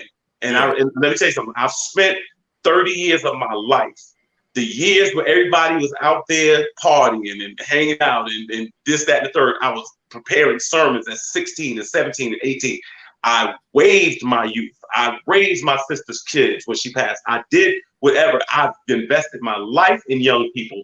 And I'm telling you, it is a lifelong calling, a lifelong decision to do it. And sometimes you have the most gratifying experiences because you see what it can be. And sometimes it's most heart-wrenching, heartbreaking situations when you see people go to jail and forfeit their lives because you just couldn't reach them. And you've got to make that distinction early on. And if you don't, I'll tell you something, you're just going to have a rough way to go. Yeah. Well, I agree with a lot of what Kelvin said. I mean, everybody here knows what I used to do. I used to see some very ugly things I will tell you, he's, in my opinion, I agree with him. Everybody cannot be saved. It's just a fact. I used to see it all the time. There were people I say that I would help or give some advice to. And yeah, I did help people and it worked. I gave them advice, steered them in the right direction. Then there would be people I said, yo, unfortunately, someday we're going to be scraping them up off the streets. Yeah. And sure enough, it would happen, unfortunately. Then there would be some people we say, definitely he's not going to stop until he goes to jail because this is what he does. Unfortunately, I do see it this way. Life is a war. There will be casualties. Everybody will not make it home. No. I think that's well stated, Rodney. I want to know why didn't anybody ever redo Self-Destruction? Well, you mean the song? They tried. The song because it was positive. It wasn't going to make no money. That's right. They was going to make. Recently, there was talks during 2021. They was trying to do another record, something similar. So let's explore that. Why does the positive not make any money? Because they basically infected everybody with negative images. It's like you said, the new television is basically seeing sex, drugs, and murder. You know, I perfect example. Me and D had this conversation before, right? When I used to be in the youth, one of the youth officers before I got promoted. The thing that I used to notice when I was working in the schools, when I was in high school, I played sports. Being a jock and being on teams was cool. Was the shit. It was the shit. I was known and popular because I played sports and you know, people knew who I was. But the bottom line is today it's cooler to be in a gang than it is to be on the basketball team or the football team with the youth today in high school. And that's sad. So the thing is, our place in sports as far as professional athletes, we are going to start to see it diminish at some point because people are going to jail more, people are getting murdered more, and they're not getting their education. I've seen some serious talent when I was in doing the schools where I'm like, yo, this kid is nice. He's got great talent, but his head wasn't on right. And it was cooler for him to be in those streets. There's 1,000 of them, man. Like, I mean, I'll give you an example. My man, our chicken wings nephew. I might have told this on the story, I'm not sure. I was doing a trip going to Harvard. I was going on a college tour, and I know one of the stops is Harvard, and we was going in the Boston area. You know, everything. My trips are very expensive. I probably dropped like on the weekend, probably 10 to 15 stacks on the kids, right? We begged him to go on this trip with us. He was living, his family moved him from Brownsville to Long Island, Port Washington. Wow. Instead, this motherfucker that said, nah, I'm not fucking D's corny, jumped on the Long Island Railroad, got a bicycle from his man and a gun, riding on the sidewalks. Cop only wanted to stop him for fucking riding on the sidewalk. This motherfucker shoots the cop. Now he's doing 27 years. You know what I'm saying? Like, but you say some people just can't get right. Yeah. You know? That's the only problem with that. But look who's corny now. I know. Like, you know what I'm saying? Like, yo, but it's like, man, there's a lot of cats, a lot of young kids I go visit in jail. I don't send money to put on their books that they just listen to me and they get caught up in they live in these moments, and that's when they fuck their whole life up. I have a friend, he said he will do pre and he will do post jail. He will not do your time with you. Pre and post. He'll tell you about before you get in and he'll talk to you when you get out. That's like me too. I'm never going to visit anybody in jail. Now, I'm not saying I never will, because the thing is, if I do know somebody that's a friend or a family member that did something, maybe protecting family, and he had to do what he had to do as a man, and he had to go to jail, then I will come see. But so people in there selling drugs, killing people, or what? No, I ain't going to see you in jail. Yeah. And don't write me. Don't write me and call me like you're gonna talk every day. I go see everybody. Yeah. Yeah, I'm just being honest with you. Like, you know, certain decisions you need to understand it's gonna be you. I could have been no older than 4. And my mother went and visited one of my cousins in jail. My mother came and told me, she said, do not go to jail, because I don't visit jailbirds. Yeah. I remember being 4 years old hearing if there's a place that is so bad that your mother won't go there, I don't want to go there. Correct. I remember thinking that. But I visit everybody. One of my students shot a kid paralyzed. After that, he did some foul shit. I understand you, D. I commend you. I'm sorry, man. I don't know. Anyhow, Jamie, go to some of the comments, man. I know we got a lot of comments tonight, and we got to get to some of them, man. What my brother Juan said. He said, Juan, you have to worry about you first, then possibly those who can be redeemed. Secure your own oxygen mask before securing someone else's. Exactly. That's right. Put your mask on first. Yeah, Put your mask on somebody's drowning. Yeah, and my wife, Narette. Oh, the everyone gets a trophy mentality and stopping parents from disciplining and holding their children to certain expectations has caused lazy, entitled generations. Very true. Mm-hmm. Very true. Yeah, you can see it. Yeah, Tim and Tim G agrees. Facts, Says facts in the rat. Absolutely facts. You know. Absolutely. Yeah, and he's checking in one more time. He said, "My mother's told me if you get locked up, don't waste your phone call on me." Absolutely. Yeah. That's what we're talking about. And that was it across the board. You know, I was telling somebody today. I remember being a kid, and I wanted like, remember the kids used to have like a flag or something on their bike, like a I know you're talking about the triangle orange flag, so you could see the bike coming around the corner. No. This was actually something that you could wait. Like it'd be like the back of your bike seat to have like a flag up there or something like that. Whatever. It was something in the early '80s or some crap I wanted. My father saw some kid. The thing fell and broke and stabbed the kid in the back. So I remember asking for this thing. My parents are at the table discussing it. I'm there, but I realized something. They were not consulting me. I just happened to be there while they're discussing it. And my father's ruling was, no, he can't have it. There was no, but please, what about, my father said, you're not getting it. Pass the rice, please. Like that was it. Like, in other words, that was a wrap. In other words, my parents didn't need to consult me. There was no less plea bargain. My parents were making a decision for their child that they thought was best, and that was it. I wasn't part of the discussion. I didn't happen to be there, but I didn't get an input. It wasn't like we could debate the subject. That's what it was back in the day. Your parents said something, it was it. This is what's for dinner. This ain't no what you like. This is what for dinner, and that's what you gonna eat, and that's what it was. Now people think that's cruel and foul, but that's what it was. Is your name on any of these bills? Do you pay for this? My father said it cost me money every time you flush the toilet.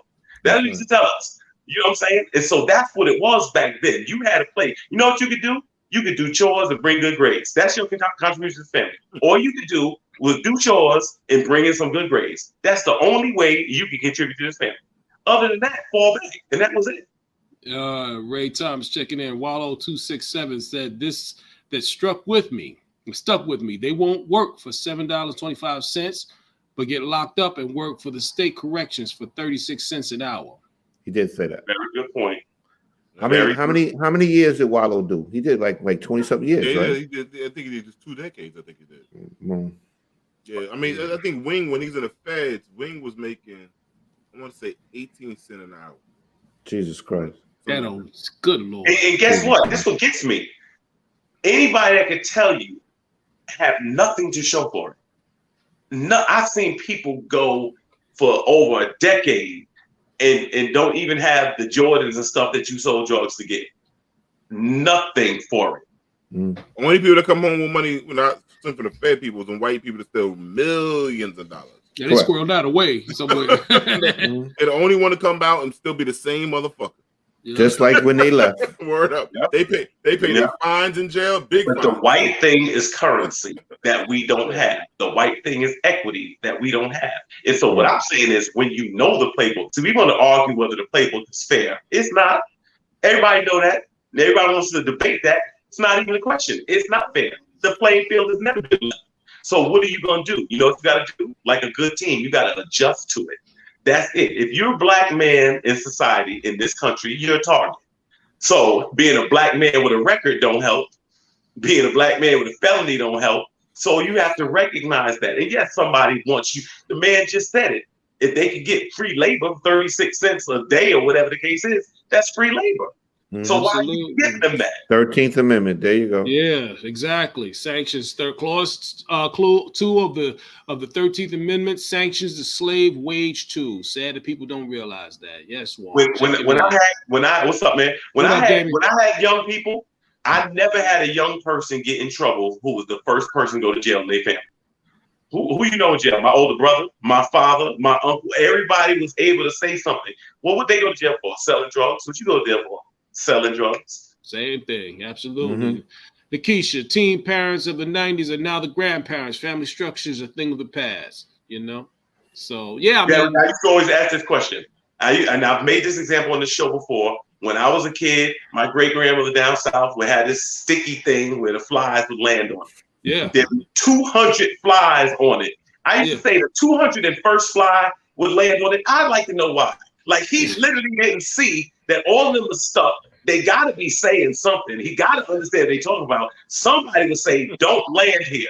Because we landed here hours ago and we still here.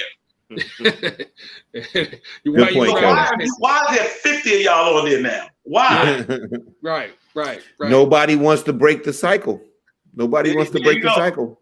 I just came to see what y'all doing. Now we all gonna die. Yeah. Now we all gonna die. Hey, hey, Kelvin, real quick, I want to change up the go. Make sure we get some time in. If you got a story to tell us, you was talking about, you got something to tell us, man? There's something happening. Yeah, and I know this is not a good transition from the subject we were just talking about. So on a lighter note, so last week my guy Lance was on, and he was just telling a couple of things about his experience in the limousine business, and I was thinking about some of my own. I'm told I didn't mention this on the show before. If I did, please forgive me. Just indulge me. So I was doing this late 90s, early 2000s. So we used to do an event called the Divas Live. I don't know if you guys remember the Divas Live event, but it would just be the honor. It was a VH1 show, and it would honor certain divas. So this particular year, the year 2000, they were honoring Diana Ross. Okay, and so my job was to kind of facilitate transportation for some of the acts. Now, Cuba Gooding Jr. was hosting it, and I'm not even gonna let the enemy use me. I'm not even gonna let me. I'll just say Cuba Gooding Jr. was hosting the event, so I had to bring him into the airport, had to deal with him the whole weekend, and that was one story that I get to another day. So the way it worked was, we did this event at the Garden. It was at the theater at the Garden, okay? And so I think back then it was the Paramount Theater, maybe. And so my boss is on 33rd and 8th Avenue, where the red carpet was. And he has me stationed at 31st and 8th. And I was like, oh man, I wanted to be where the red carpet was. I wanted to see the entertainers. Unbeknownst to me at the time, I didn't realize. Back in the day, what they would do is, if they did one of these red carpet events, they would do something called a dummy drop. So they would actually simulate the arrivals. When you watch these award shows, the arrivals are staged. So it's not just so, it just doesn't so happen that Drake is pulling up and then this one is pulling up. They're all coordinated. So we would do something called a dummy drop, which would mean the entertainer or the artist was already in the venue. And then we would bring them out on a side location and then put them in a car. And then they would turn the corner and get out and do red carpet. And that's how we coordinated. Well, this particular time, there was a young group, Destiny's Child, that was just coming on the scene. And their big hits was Say My Name and Bills, Bills, Bills. And they were starting to make their way up the charts and just getting known. So they're here. So now the members of the group was Kelly, Michelle, Beyonce, and Farrah. Those were the members of the group. So while we have this event, you have all of this entertainment that's going on at the theater at the Garden. Upstairs, Mariah Carey was performing at the main arena at the Garden. So Manhattan was on fire. There was limos everywhere. There was people everywhere. It was just a big event. So my job was to, VH1 contacts my boss and they tell him, they said, Destiny's Child is ready for red carpet. My boss then contacts me. He says, pull Destiny's Child car around. Back then, we used to have the old Nextels at the church. I contact Destiny's Child's driver. I said, all right, Destiny's Child is ready for red carpet. Pick me up, pick them up on 31st and 8th Avenue. The driver calls me back frantic, like, yo, I'm stuck in traffic over here by the 59th Street Bridge. It's not moving. I don't think I'm going to make it. Okay. So now I tell my boss that. My boss is trying to find another car. And the code was, if somebody had a client, they were heavy. So all our cars were occupied. Now VH1 is contacting my boss and they are reading him the riot act, because if Destiny Child doesn't have a car, they can't get out red carpet. If they can't do red carpet, they can't get pictures. If they don't get pictures, you can't sell them to any magazines or any advertisers. So it was a big deal. And I mean, they are threatening my boss everything short of litigation, right?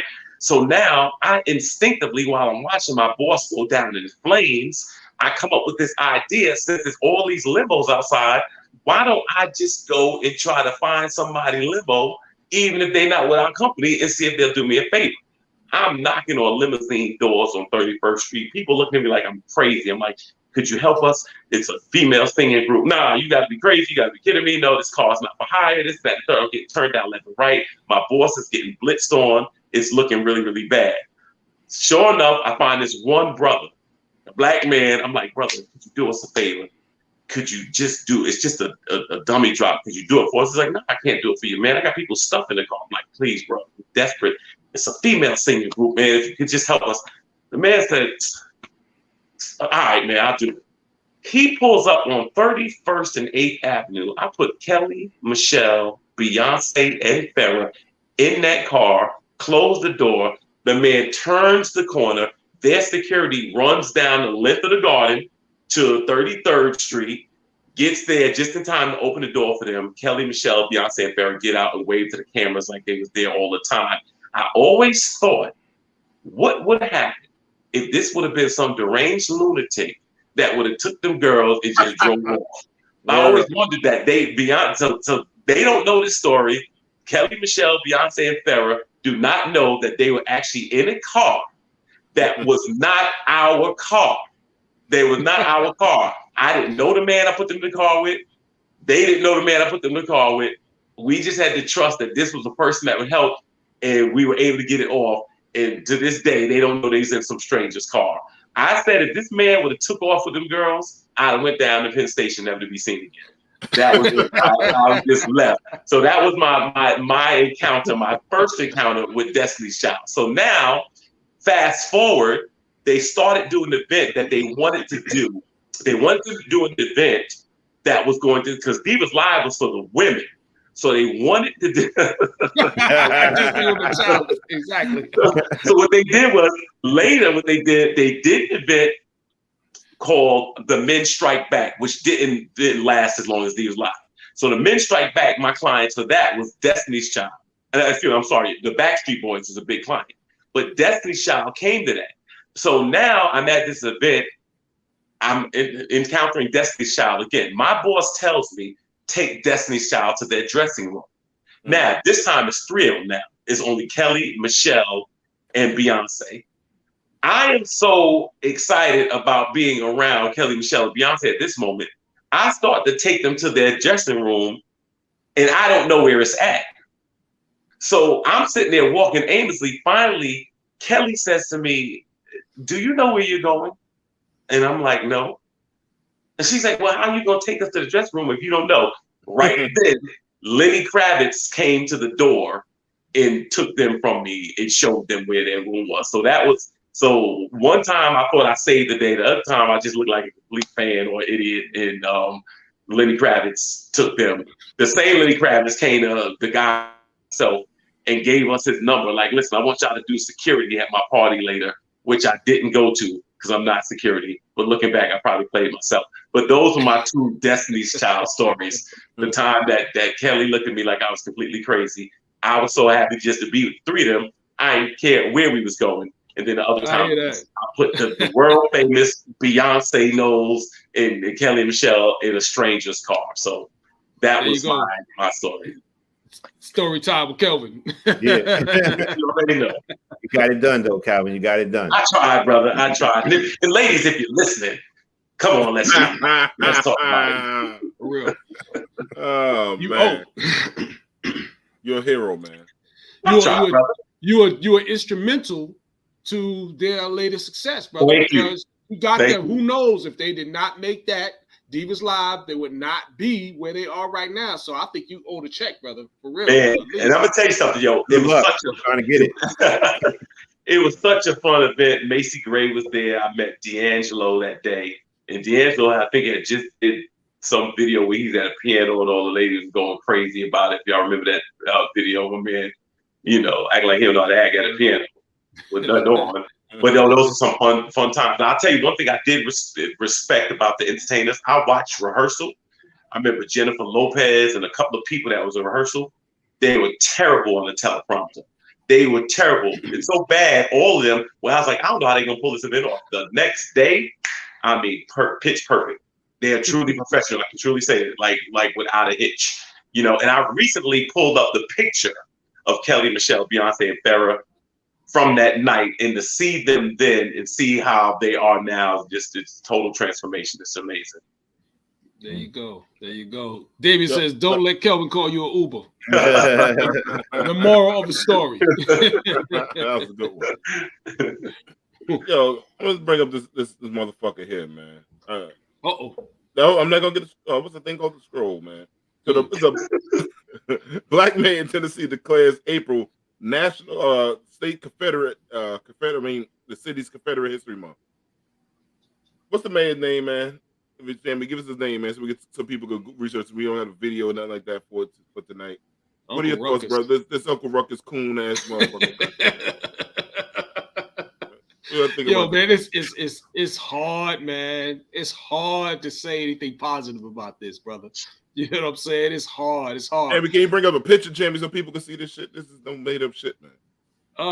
They need to see a picture of it. They need to see a picture. It's cool, man. If we can bring up, I know we can't see video tonight. Well, no pick. You can't put up a pic. He said no picky. Okay, so this is the thing. So I'm reading about this atrocity, and what it looks like he's trying to do. What it looks like he's trying to do is he's trying to take the racial element of all the negative things that Confederate flag symbolized, and the people that he is honoring are trying to give the impression, which he actually agrees with, is saying that we just love the history of the South. We love the history of the good old boys. That's what they actually say. And we don't think it has a racial connotation. So all of the lynchings and all of the things that were done and the negative racist acts that were done under that banner and umbrella, these men are trying to say that they separate themselves from that and they just embrace the history of the South, which I think is absolutely ridiculous. And this man who is supposedly won the NAACP award for diversity, it looks like he's trying to keep his constituents happy, and he's going to capitulate to this, which is absolutely absurd. So you know, it would be like the Ku Klux Klan saying, listen, outside of the negative part of this, we just want to talk about our heritage. You know what I'm saying? And that's what they're doing. And I think that makes it even worse. Curtis Hayes. And the thing is, that is, here go the thing. Sorry, Ron, I didn't want to cut you off. But no, I was going to say it was politics as usual. It's all about politics. His name is Curtis Hayes. Curtis Hayes, bitch ass motherfucker. So the thing is with that flag, it's a treasonous flag from the jump, right? It's about a part of the country that won the start there. You know what I'm saying? That's a treasonous flag against the country. General Lee said they'll never wave that flag again. Correct. All that kind of stuff. That's the history of that flag. Like he said, put it away and never bring it back out. They bring back the swastikas and put them around Germany, right? So this the only motherfuckers that hold on to this shit where they had their white supremacy and they wanted to be on top of the world. And what a part of Southern history what part was clean?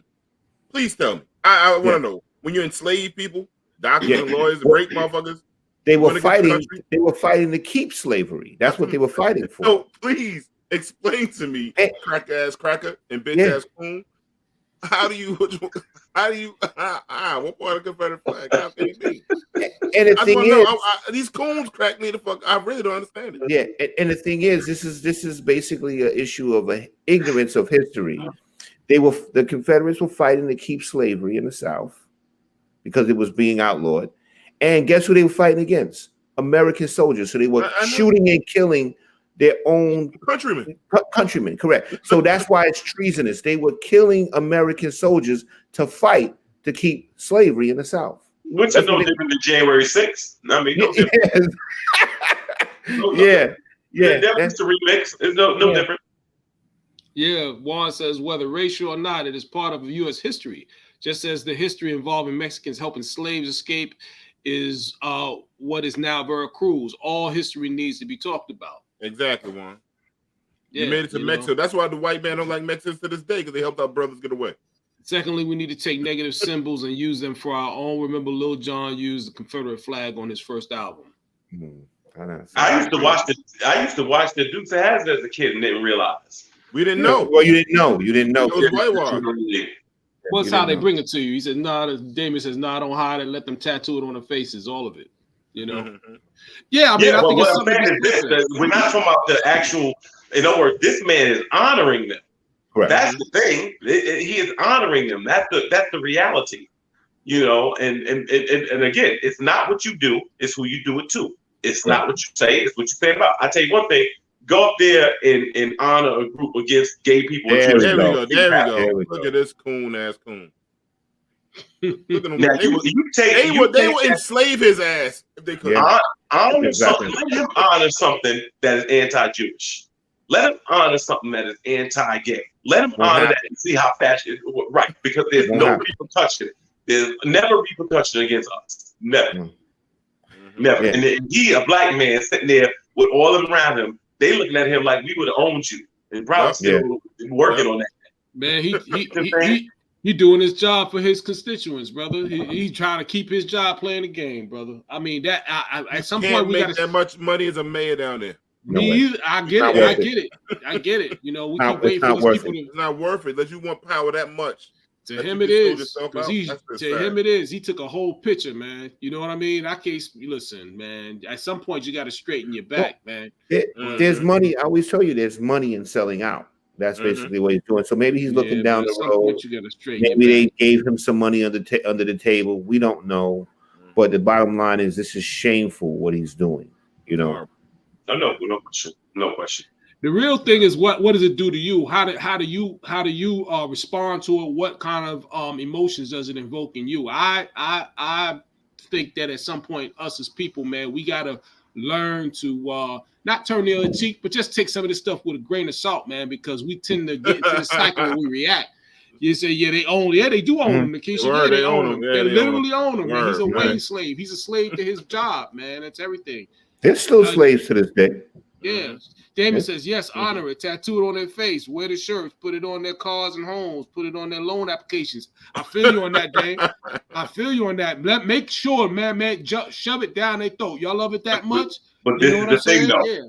You have to make them feel it. And the only way you can make people feel it is economically. And that's why you won't do it to the Jews. And that's why you won't do it to the gays, because you know your career is over. You know your business is shut down. You know, and that's what it is. And what I'm saying is you've got to use that leverage. That's the bottom line. And we just can't get together collectively to use it.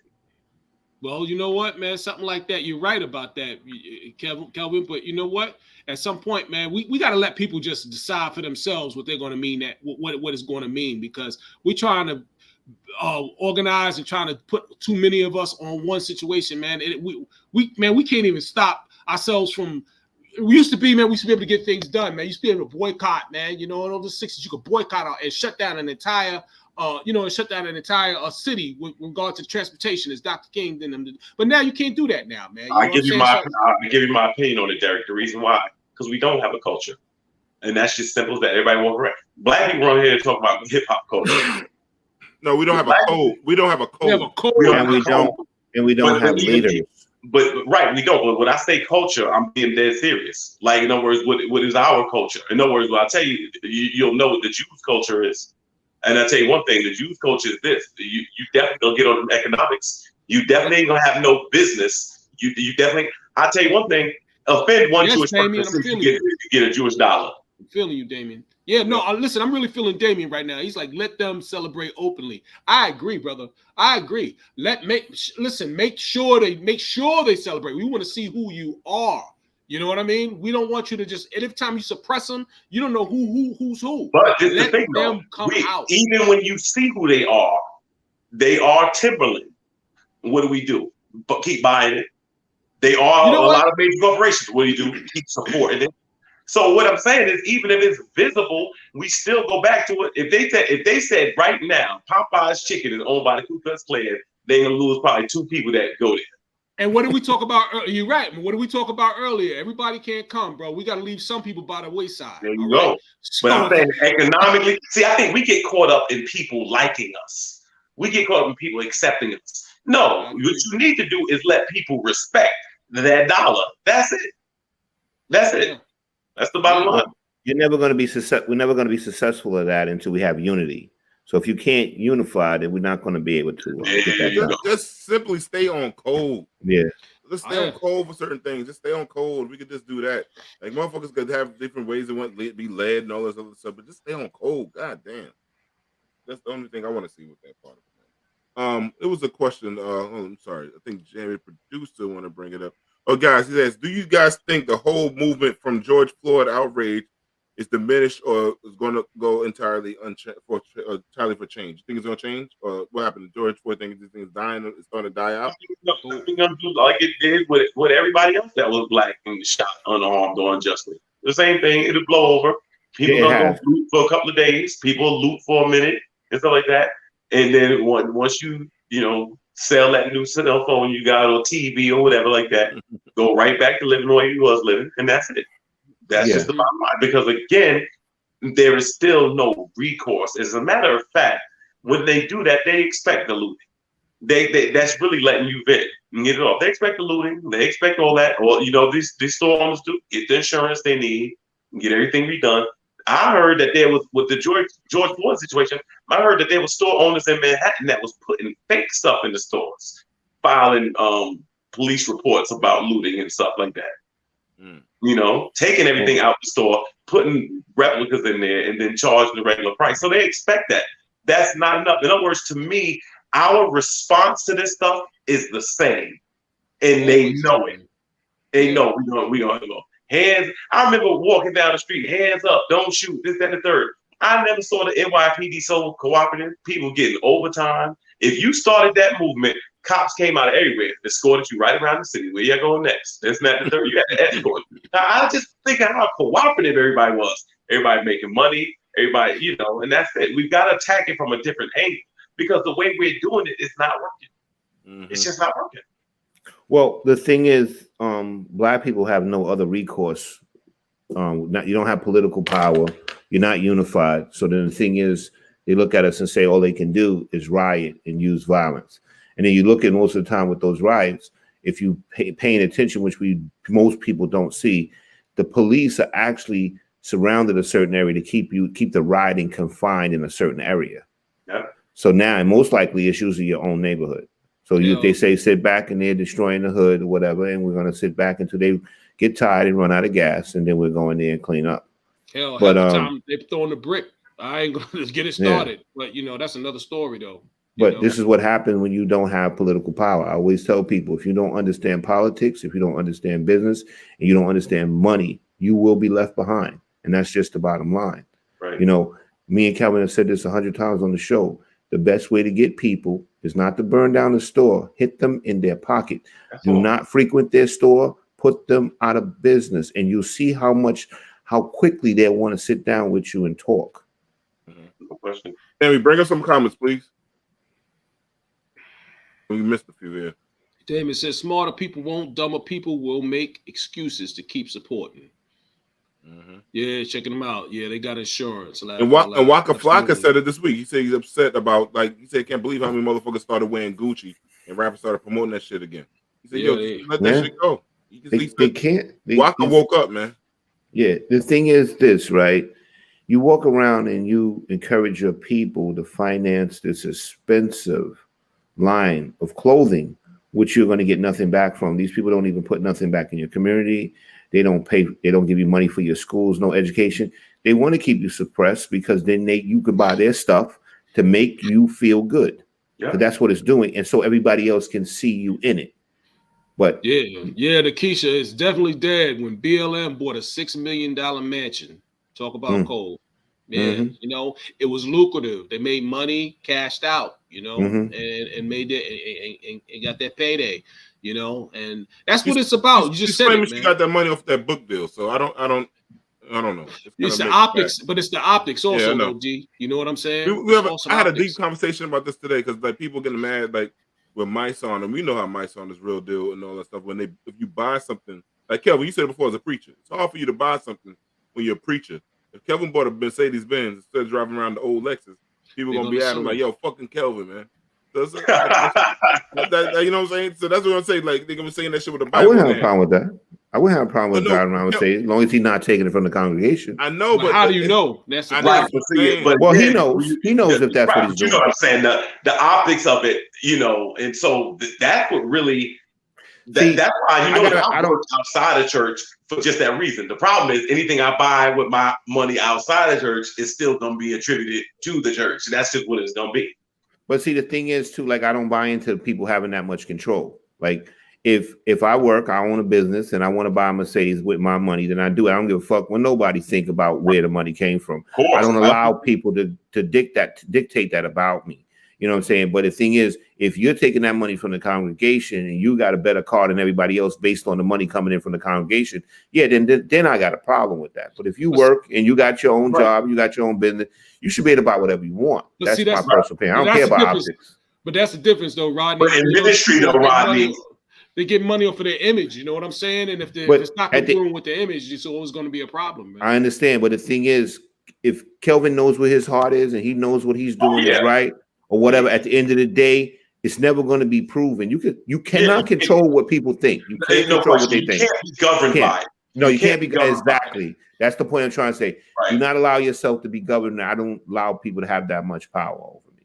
Yeah, well, like I say, but in ministry, though, the image thing is very, very prevalent. It just is. It's just the way. You're a very easy target in that situation, you know. And there's certain things. Yeah, he says no. The church is different. Perception matters when folks donate. Of course it does, because there's certain things that especially since there's been such a vast misappropriation of funds across the board. I'm just saying, no matter what, you're thrown into it. That's the mind. So I'm not going to go. I mean, I literally have heard all of this before. I mean, I bought a car one time, and my boss, who was a secular boss, was like, "Oh, I should start preaching." I mean, that's just what it is. That's you can't control that. Yeah, of course you can't control it. Yeah, I'm just saying that's what it is. But you know, somebody's like, "I'm not going to this person's church," but that person right there, you know, they got a car, and the thing is, we're talking about the pastors and the ministers that have no job and their income is solely from the church, and then they're making these large purchases. That's wrong to me. Right, but your income is solely coming from the church. Right, but there's certain people that are full-time pastors that they do get an income from the church. But what I'm saying is there's certain money that should be allotted to you as your salary, and if you can buy it within that, that's fine. In other words, that's fine. Right, the money that is allocated to. I'm sorry, go ahead. No, check it in. Let's what the Ray say first. I want to see. Well, Ray said before, he said, no, the church is different. Perception matters when folks donate. Juan checked in. He says he disagrees with that. He says the churches are to help and guide spiritually. Creflo Dollar and Joel Osteen did not need G6 jets. Correct. You know? Correct. Yeah. And I agree with that. And they don't have no jobs other than the church. The church needs to pay for you. I don't think the church needs do they have books? Yeah. Do they have books? Who knows what did they make? Damien said the books don't. Damien said the books. They do. All the people that you just named are all millionaires. What I'm saying is this. In other words, well, a lot of them are authors. A lot of them do have books and things that now they got salaries too. I don't know what their salaries are. Joel Osteen has the largest church in the United States. I don't know what his salary is and all of. I don't know. What I'm saying is this: at the end of the day, there's certain people here that got 3,000 members in their church. There's certain people, whatever. To me, is whatever your salary is, there should be a misappropriation of funds. Money is allocated to go certain. If your salary is $50,000 a year, to me, if you want to buy a $50,000 car with that, you can live on that. That's fine with me. And that's which is Rodney's point. But you should not be able to take money from homeless programs or feeding programs or education programs because it should not be your slush fund. And I absolutely agree with that. And the problem is that there needs to be a checks and balances, and that's where we go wrong at. What did Damien say? Damien said, "I got the new hustle, Jesus weed. Smoke yourself to the high heavens." Yeah, while laughing at Damien's comment, you know. Yeah, he's putting the radio from the king of bud to the king of kings. There you go. Jokes. We got jokes. You know. That was a good night. Yeah, man. Yeah, absolutely. But Kelvin, listen, man. Go get your motherfucking Benz, baby. Tell them what my favorite line. Try Jesus. Don't try me. Fuck that, Kelvin. Shit. That's why I can't do that, man. I gotta be who I want to be, man. Mhm. If I want to drink the Jesus wine and get high on it, so be it. What Ray say? Ray says, well, at one, I'm saying how the parishioners feel about the money they donate matters. You can't appear to use funds from the church for personal gain, period. You know? Mm. Yeah, I mean, it's all image. It's all image, man. You know, if you make it, if you made your money later based off of a certain image, you know, you got to maintain it. Otherwise, you're gonna have a problem later on. God damn. 50 million. 50 million. Man. I gotta sell some hope. I'm selling some fucking hope. Fuck these 50 million. Listen, nothing sells better than hope, brother. I'm selling And it's tax-free. Tax-free. God wow. damn. You keep all that, man. You God know? damn, boy. Whew. Damn. And Joel Osteen is a piece of shit. Word. I'm gonna sell me some faith and some hope. He wouldn't even open up his church when they had the storm in there, right? Yeah. I remember that. Because you know why? Because the people that would have been staying in there didn't have no money, and they might have stayed too long. He didn't have a checkout date, so he said, "I ain't opening my church to them." That was that storm. I remember that. Yeah, I remember that. On that note, before we go to white people hell, so glad we had this time together. Lovely people, man. This was fun tonight, man. We chopped it up for real all night long. From the brothers of Let's Chop It Up, we want to say peace. Peace and peace.